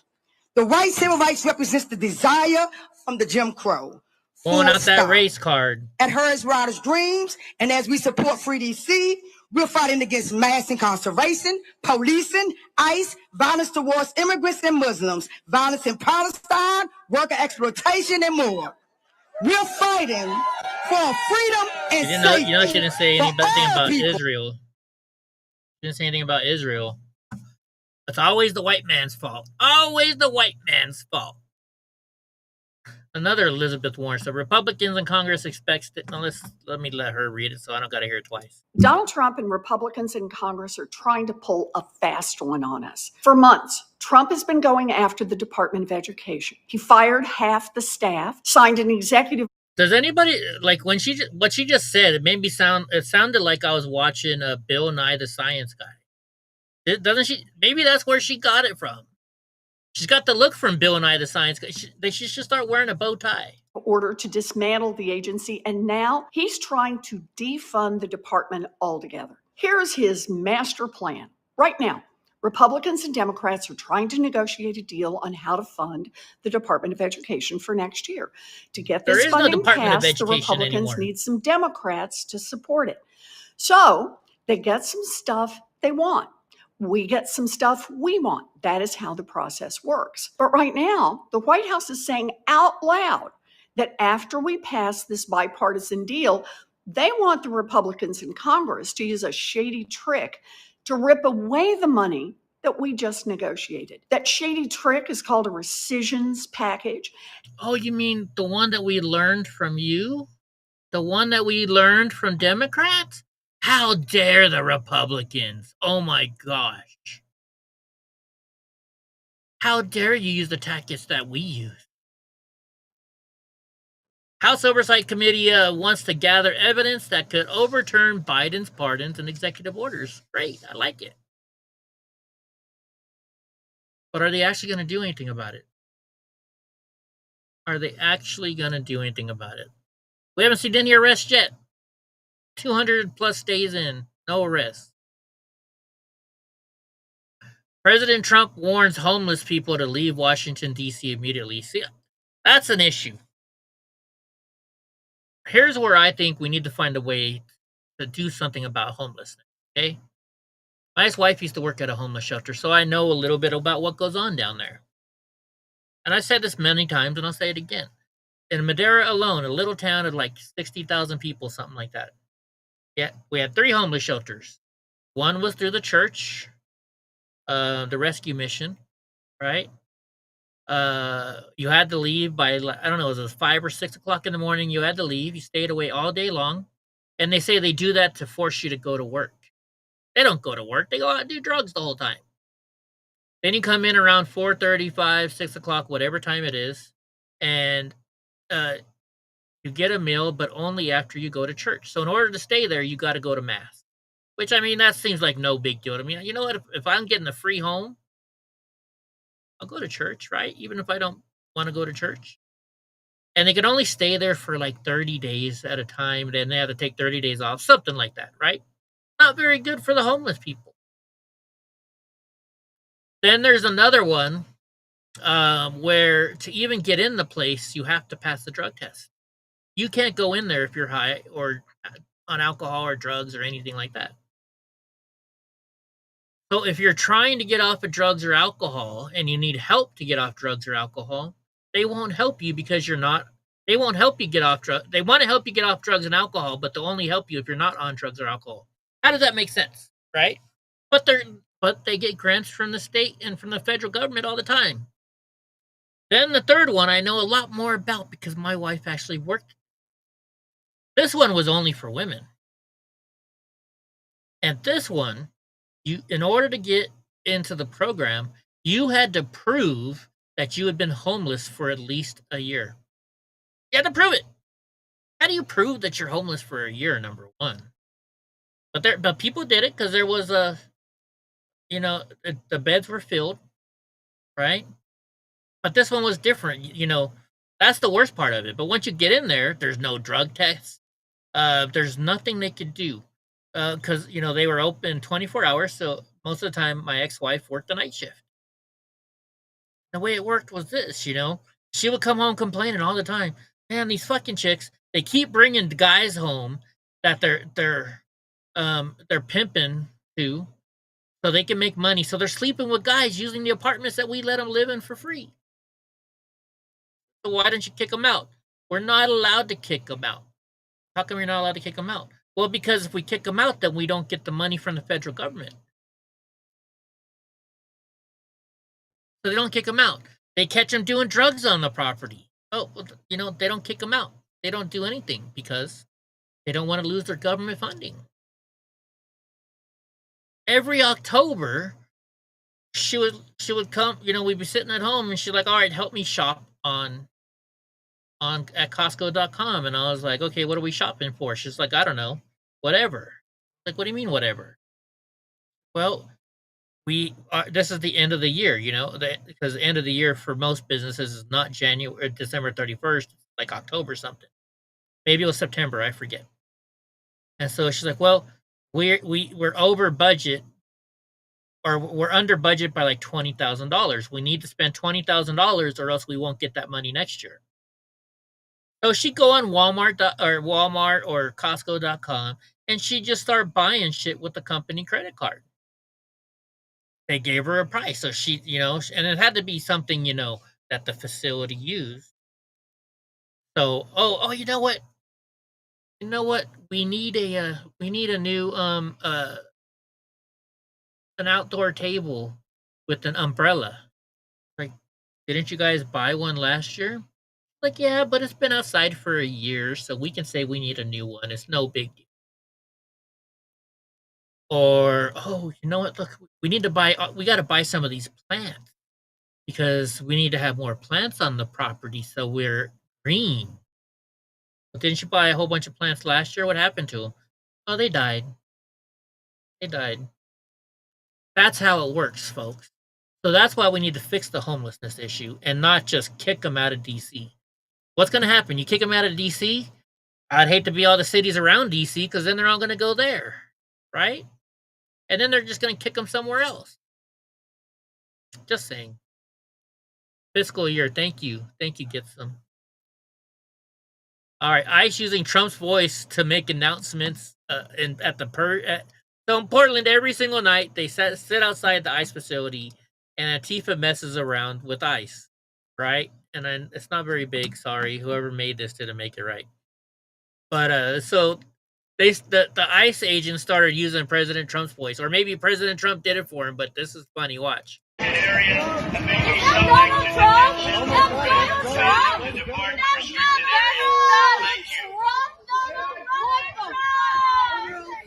is the Federal Protective Service. The facility is closed and not open to the public.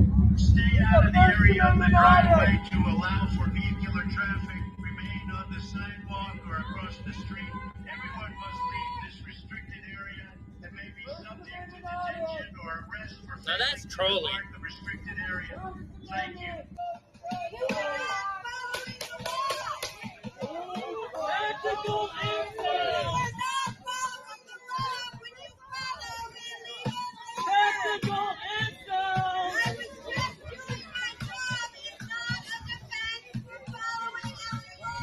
That's good. Get some. Only 12 more procedures left. That's awesome. Good for you, bud. Good for you. BlackRock's new scheme. Okay, it's 10 minutes long, but we're going to watch it. I haven't seen this yet, by the way, so let's watch this thing. Let's see what BlackRock is doing. If you don't know who BlackRock is, they're one of the largest companies in the world. They're buying up all the properties all over the United States, so that way they can own them all. So eventually nobody will be able to afford a house or own a house. They're raising up prices. And, yeah. And they're a liberal company. They donate to a lot of liberals. They give a lot of liberal kickbacks. So let's see what they're doing now. I don't know Wall if Street this, investors are and once again, I haven't seen this. I don't know who made this. It could be, and we'll talk about that. Well, let's see if this is real or not. infiltrating your home in ways you might not even realize, but are paying a huge price for. Get ready to pay more for your electricity bills. Energy bills are increasing along with those temps. My electric bill, Want to guess? $233. $300. is $900. $950. Not 90. Everybody stop paying their bills right now. Americans' utility bills are rising at unprecedented rates because of a systemic failure. Their primary concern is to make more money, and their only way to make more money is to take it away from people like me. People should be angry. To uncover how electric utilities are getting away with this, we talked to an industry insider. People were realizing, like, hey, this is a corrupt business model. It's not bribes, but it is corruption. And went to Montana to investigate the most powerful utility in the state. Why not California? PG&E is raping us. Take pictures of your license plates. Also, sheriffs are on the way. This is a private facility. What we heard was a shocking account of how these companies are gaming the system and making homes uninhabitable.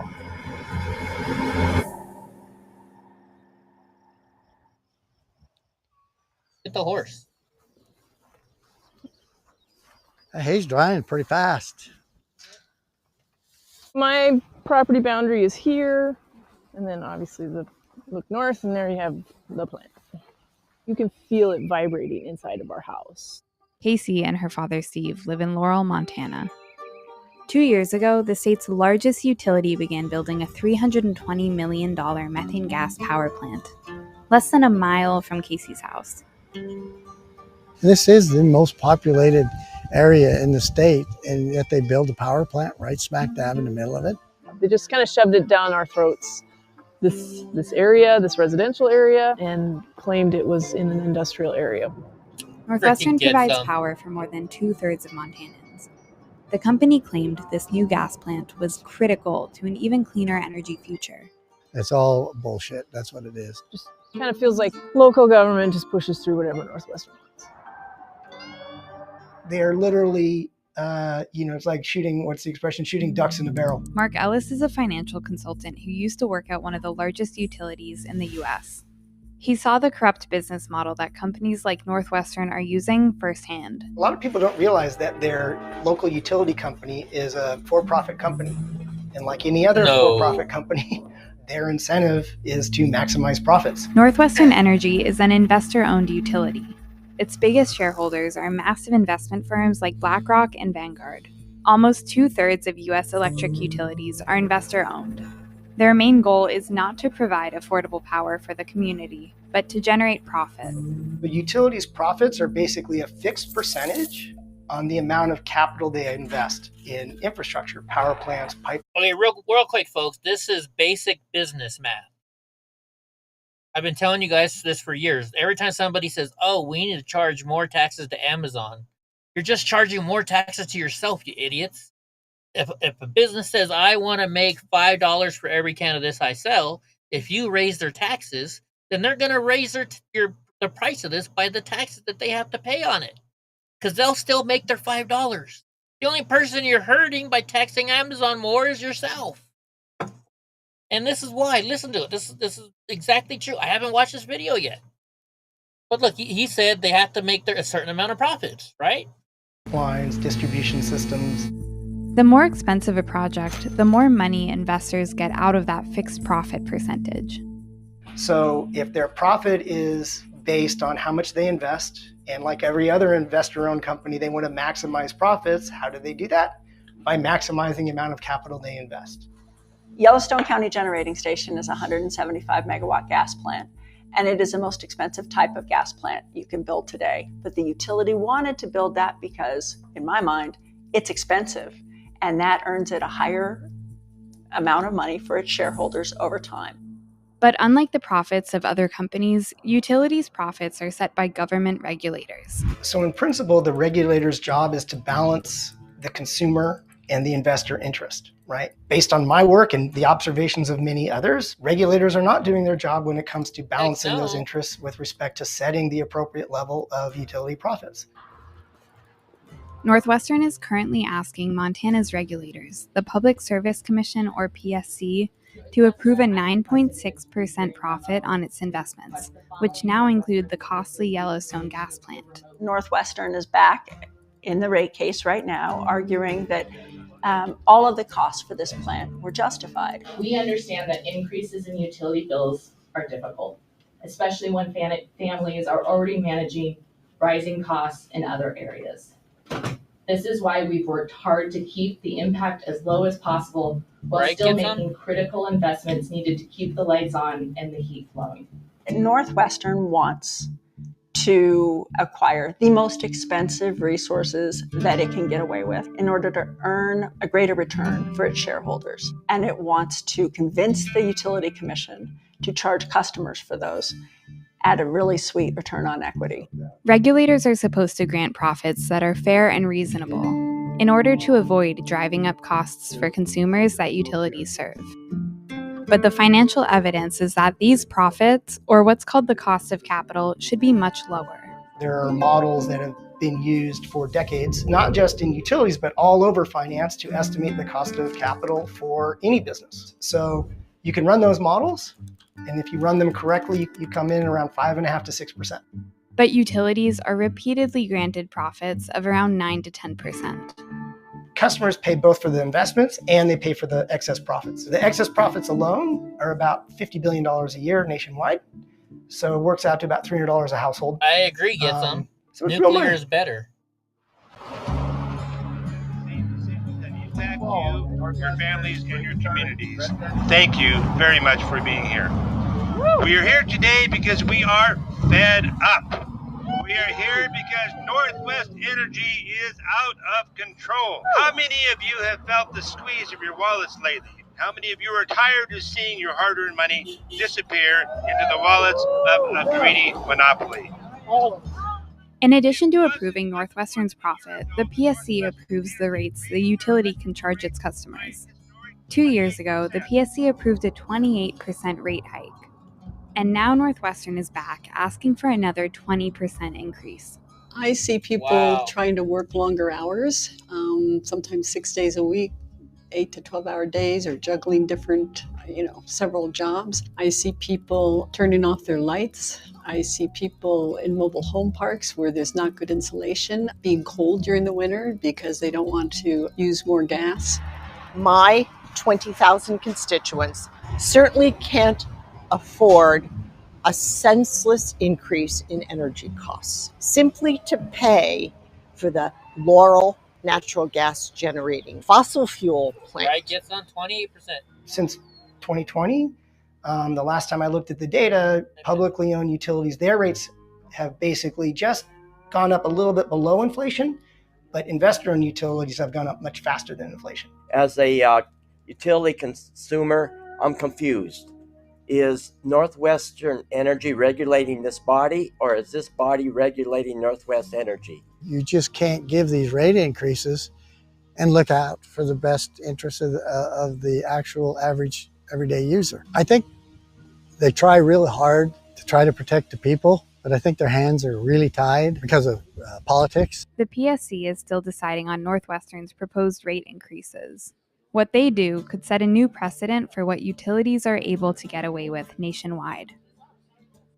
We do come to a point of hopelessness when all the stuff you go through is just doesn't matter. They just go forward with what they're going to do. They make their rulings based on what Northwest Energy wants. For Casey and Steve, the Yellowstone plant has fundamentally changed the place they live. The people in the area are really upset. It was so unfair. They tried everything they could think of to convince Northwestern not to build it near their homes, not to build it along the banks of the Yellowstone River. I am concerned about the air pollution that is coming from that plant. None of these pollutants kill you in a day or two. It's down the road when my granddaughter grows up, as Casey gets older, when we're gone, she's probably going to get sick sooner because of that. The people who live around these things should have a say in it. And instead, it's the controlled politicians. Until our elected officials try to rein in this out-of-control utility, we're going to continue on this path of ever-increasing rates and a degraded environment. Some states are taking action to curb utilities' incentive to invest in expensive and polluting projects. This is starting to get political traction. You are continuing to see state and federal legislators saying, like, the rates are too damn high. 5 states recently introduced bills to match utilities' profits to what financial models actually say they should be. It hasn't gone anywhere, unfortunately, in any of the states, but the basic idea is like, hey, we need to formally legislate a standard. Huge step in the right direction. Until then, it's up to regulators to put the interests of consumers ahead of corporations. Nationwide, they talk about an affordability crisis, and I think that that's starting to reach a tipping point. Whoever sees this, many people across the country are going to go, yeah, that's us. So I hope we have a good outcome, and I hope that will be an encouragement for others. Dude, I live in California where it's even worse. Watch. Let's go here. PGE rate increases. Watch this. Last 2 years. Say last 2 years. PG&E is the company that I have. Okay.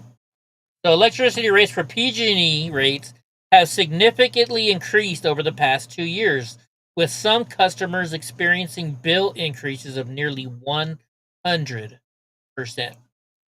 While PG&E has implemented some measures to stabilize bills, such as decreases in electric charges and planned annual increases limited to 2 to 4% overall, rates have risen substantially due to various factors.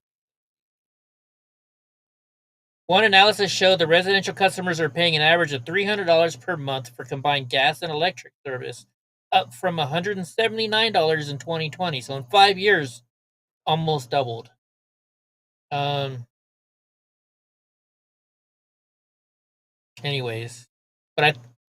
Electricity rates have increased by 41% in the last 3 years, according to this one, and 101% in the last 10 years. That's one place. PG&E says electric bills have decreased by 9.4%. Bullshit. So I get it. Okay, this is what Graw was talking about earlier. And I know you guys call him Clickbait Benny, but he does do a good story here on Jazzy. Let's watch it.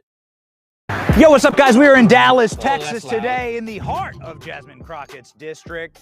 It is rough, it is tough, it is hood, and it is foul, just like Jasmine Crockett. Get some probably knows where this is. That's the whole persona, right? Tough talking, street fighting girl from the ghetto. That's Jasmine Crockett's entire aura. The attitude. Looks like in the shitter to me. The volume. Don't tell me to calm down. Because y'all talk noise and then you're out of control. The voice. You know, the congressional seat is over 4 times as large as my House seat. I'm trying to get clarification. But there's a little problem with Jasmine.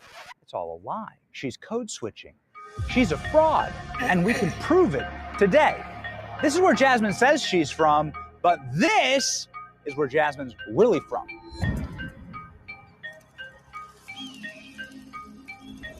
Welcome to St. Louis, Missouri, Jasmine Crockett's hometown.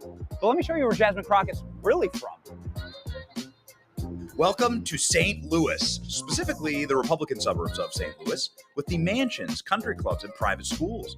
This is where Jasmine Crockett was raised. We're talking quiet suburbs, manicured lawns, college brochures in the mailbox, and neighbors who wave when they mow the lawn. This is where Jasmine Crockett went to school. It's called the Mary Institute and St. Louis Country Day School. It's one of the most prestigious institutions in the entire country, also one of the most expensive. Check this out. This isn't just a good school. This is the #1 school in the entire state of Missouri. It costs $35,000 per year to attend high school here. Wow. And the reason why is because the average test scores here guarantee your placement in an elite college institution. It's one of the best preparatory schools in the world. The average SAT score here is 1350, and the average ACT score here is 30. This is an elite institution. Did your high school have its own private Wimbledon? How large was your high school's lacrosse field? This lacrosse field is expensive. Oh, I don't doubt it. Did your high school have its own aquatic center on site? Can Jasmine Crockett swim? Well, we She had has a no pool excuse because and a she wasn't diving here. pool.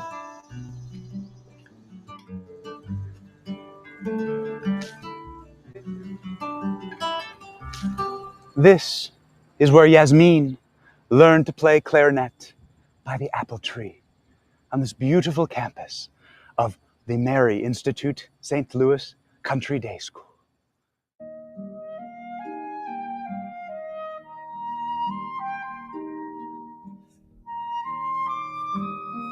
Did your high school have its own private dock and pond teeming with colorful fish and wildlife? I think not. Neither did mine, because we're poor. But Yasmin is elite. After graduating from this elite country day school, Jasmine Crockett was immediately accepted at another elite institution, Rhodes College in Tennessee. Rhodes Never heard College of is a it. private liberal arts school that looks like Hogwarts and costs a whopping $74,000 per year. That makes Wow. Rhodes one of the most expensive colleges in America. There are only 2,000 students enrolled at this institution, nestled in the rolling leafy hills of Old Memphis, and Jasmine from the block That's AI. is one of them. But the elitism did not end there. Jasmine went on to attend and graduate from the University of Houston Law Center, where tuition runs a whopping $40,000 per year. In total, Jasmine Crockett's elite education cost close to $1 million. Just to talk like this Okay, on real national quick. TV. Donald Trump is a piece of You know, he said close to $1 million.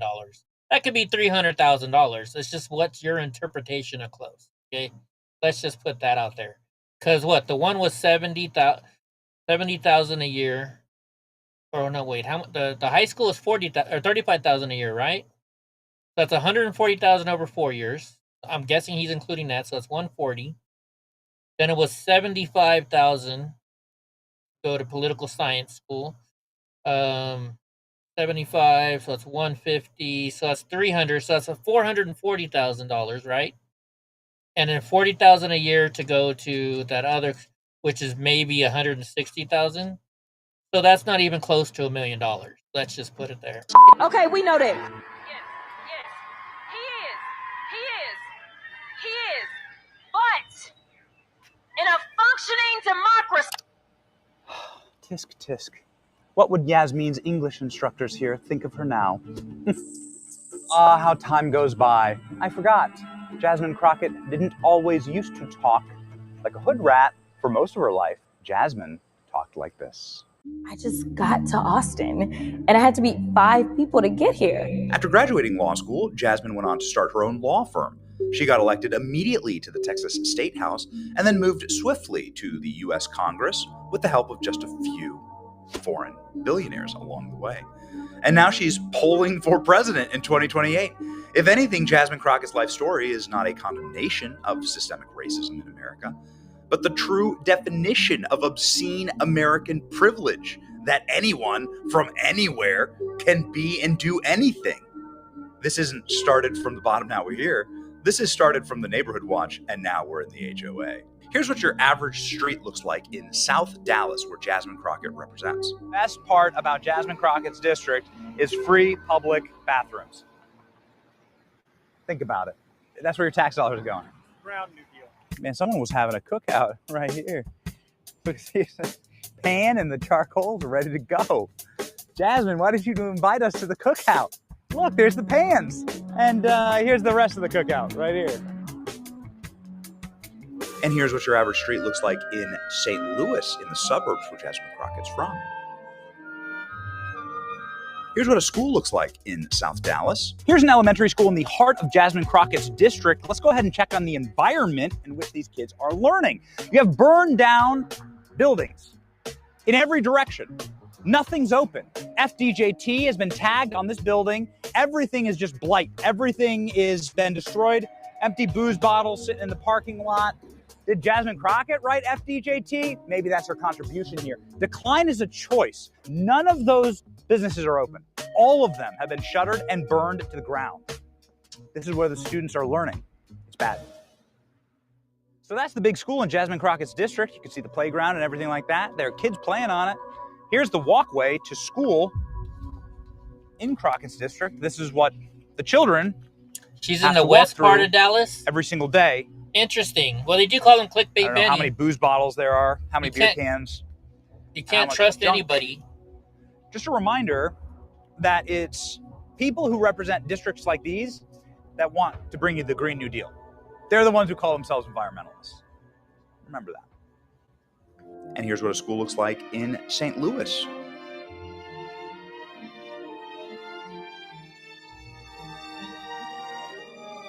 Here's what a sidewalk looks like in South Dallas. Can you just play this?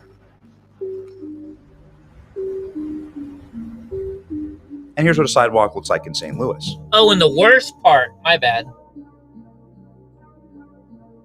And here's what stores and shopping centers look like in South Dallas.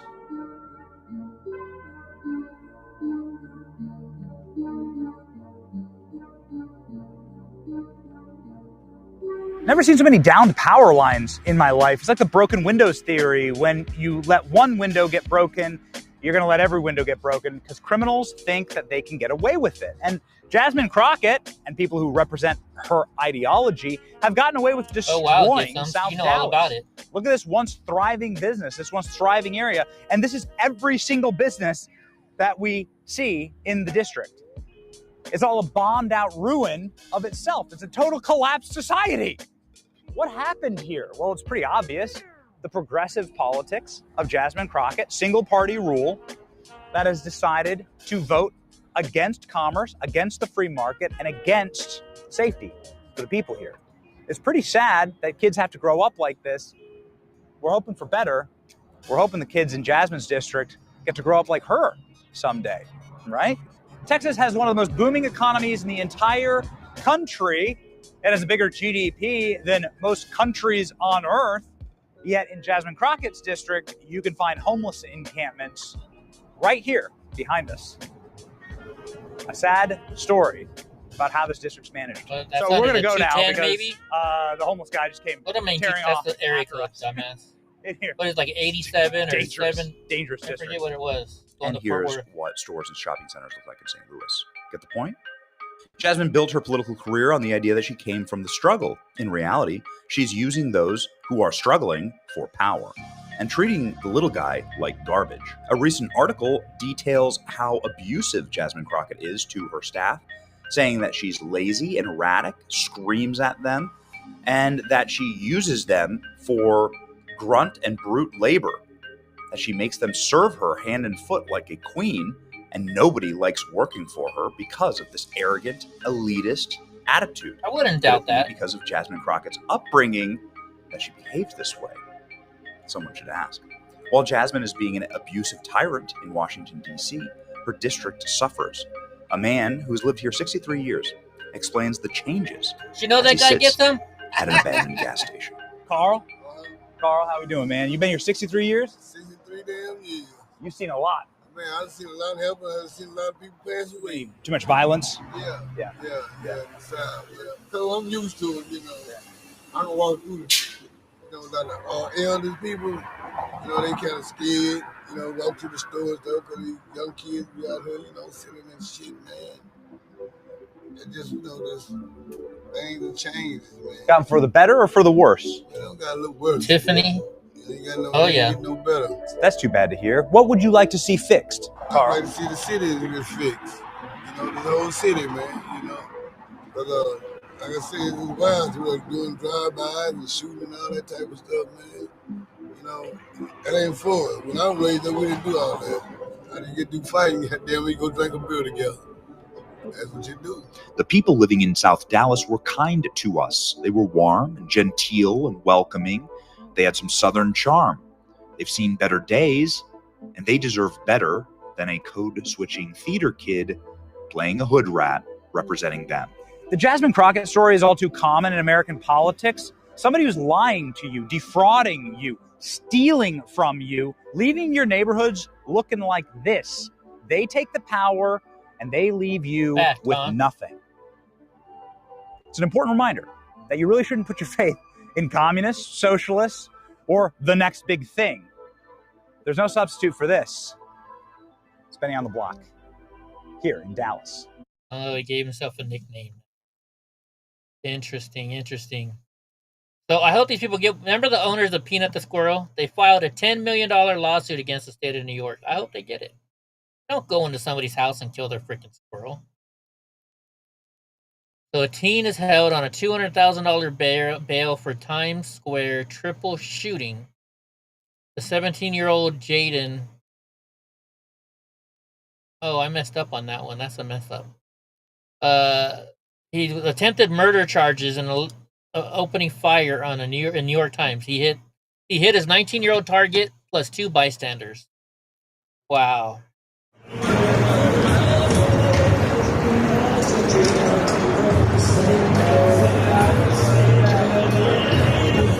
I got you a question. And I was saying something about the 50s, right? You remember in the 50s, none of this shit that was rare in the 50s. It was rare. Because people didn't want to do it. You don't want to be known for a kid doing shit like this. Right? This stuff rarely happened because, well, we had different values back then, didn't we? Different values. And so, apparently, President Trump moves the Obama and the Bush portraits to a far less prominent position in the White House. I'm hoping it was above the toilet. You know, every time Donald Trump farts and poops, Obama and Biden got to look at it. You know what I mean? They're trying. Apparently, they're going. I mean, we got this whole auto pen issue, so hopefully, there's a lot that comes out from the. I sure hope so.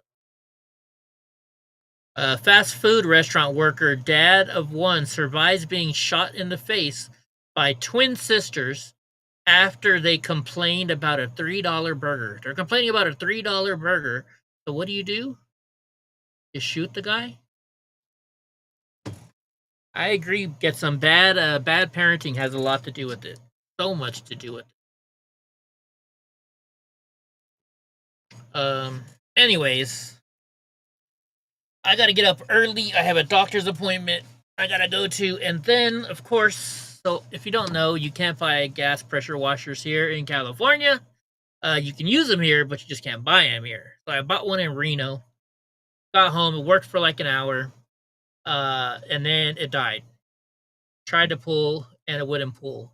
So, then they tell you to, you take out the spark plug, see if it pulls, which it did. So, then you got to put a paper towel in the spark plug hole and pull it a whole bunch of times to get all the oil out of there, because apparently the oil.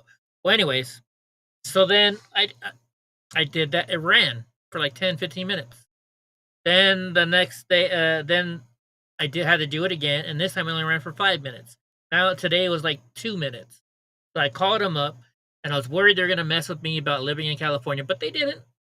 So now I have to drive though an hour and a half to a service center that they approve. where they say, hey, you got to pay $49 in case it's not covered by your warranty. And I'm like, I just bought the freaking thing. It's covered by so anyways, I'm gonna have to pay $49.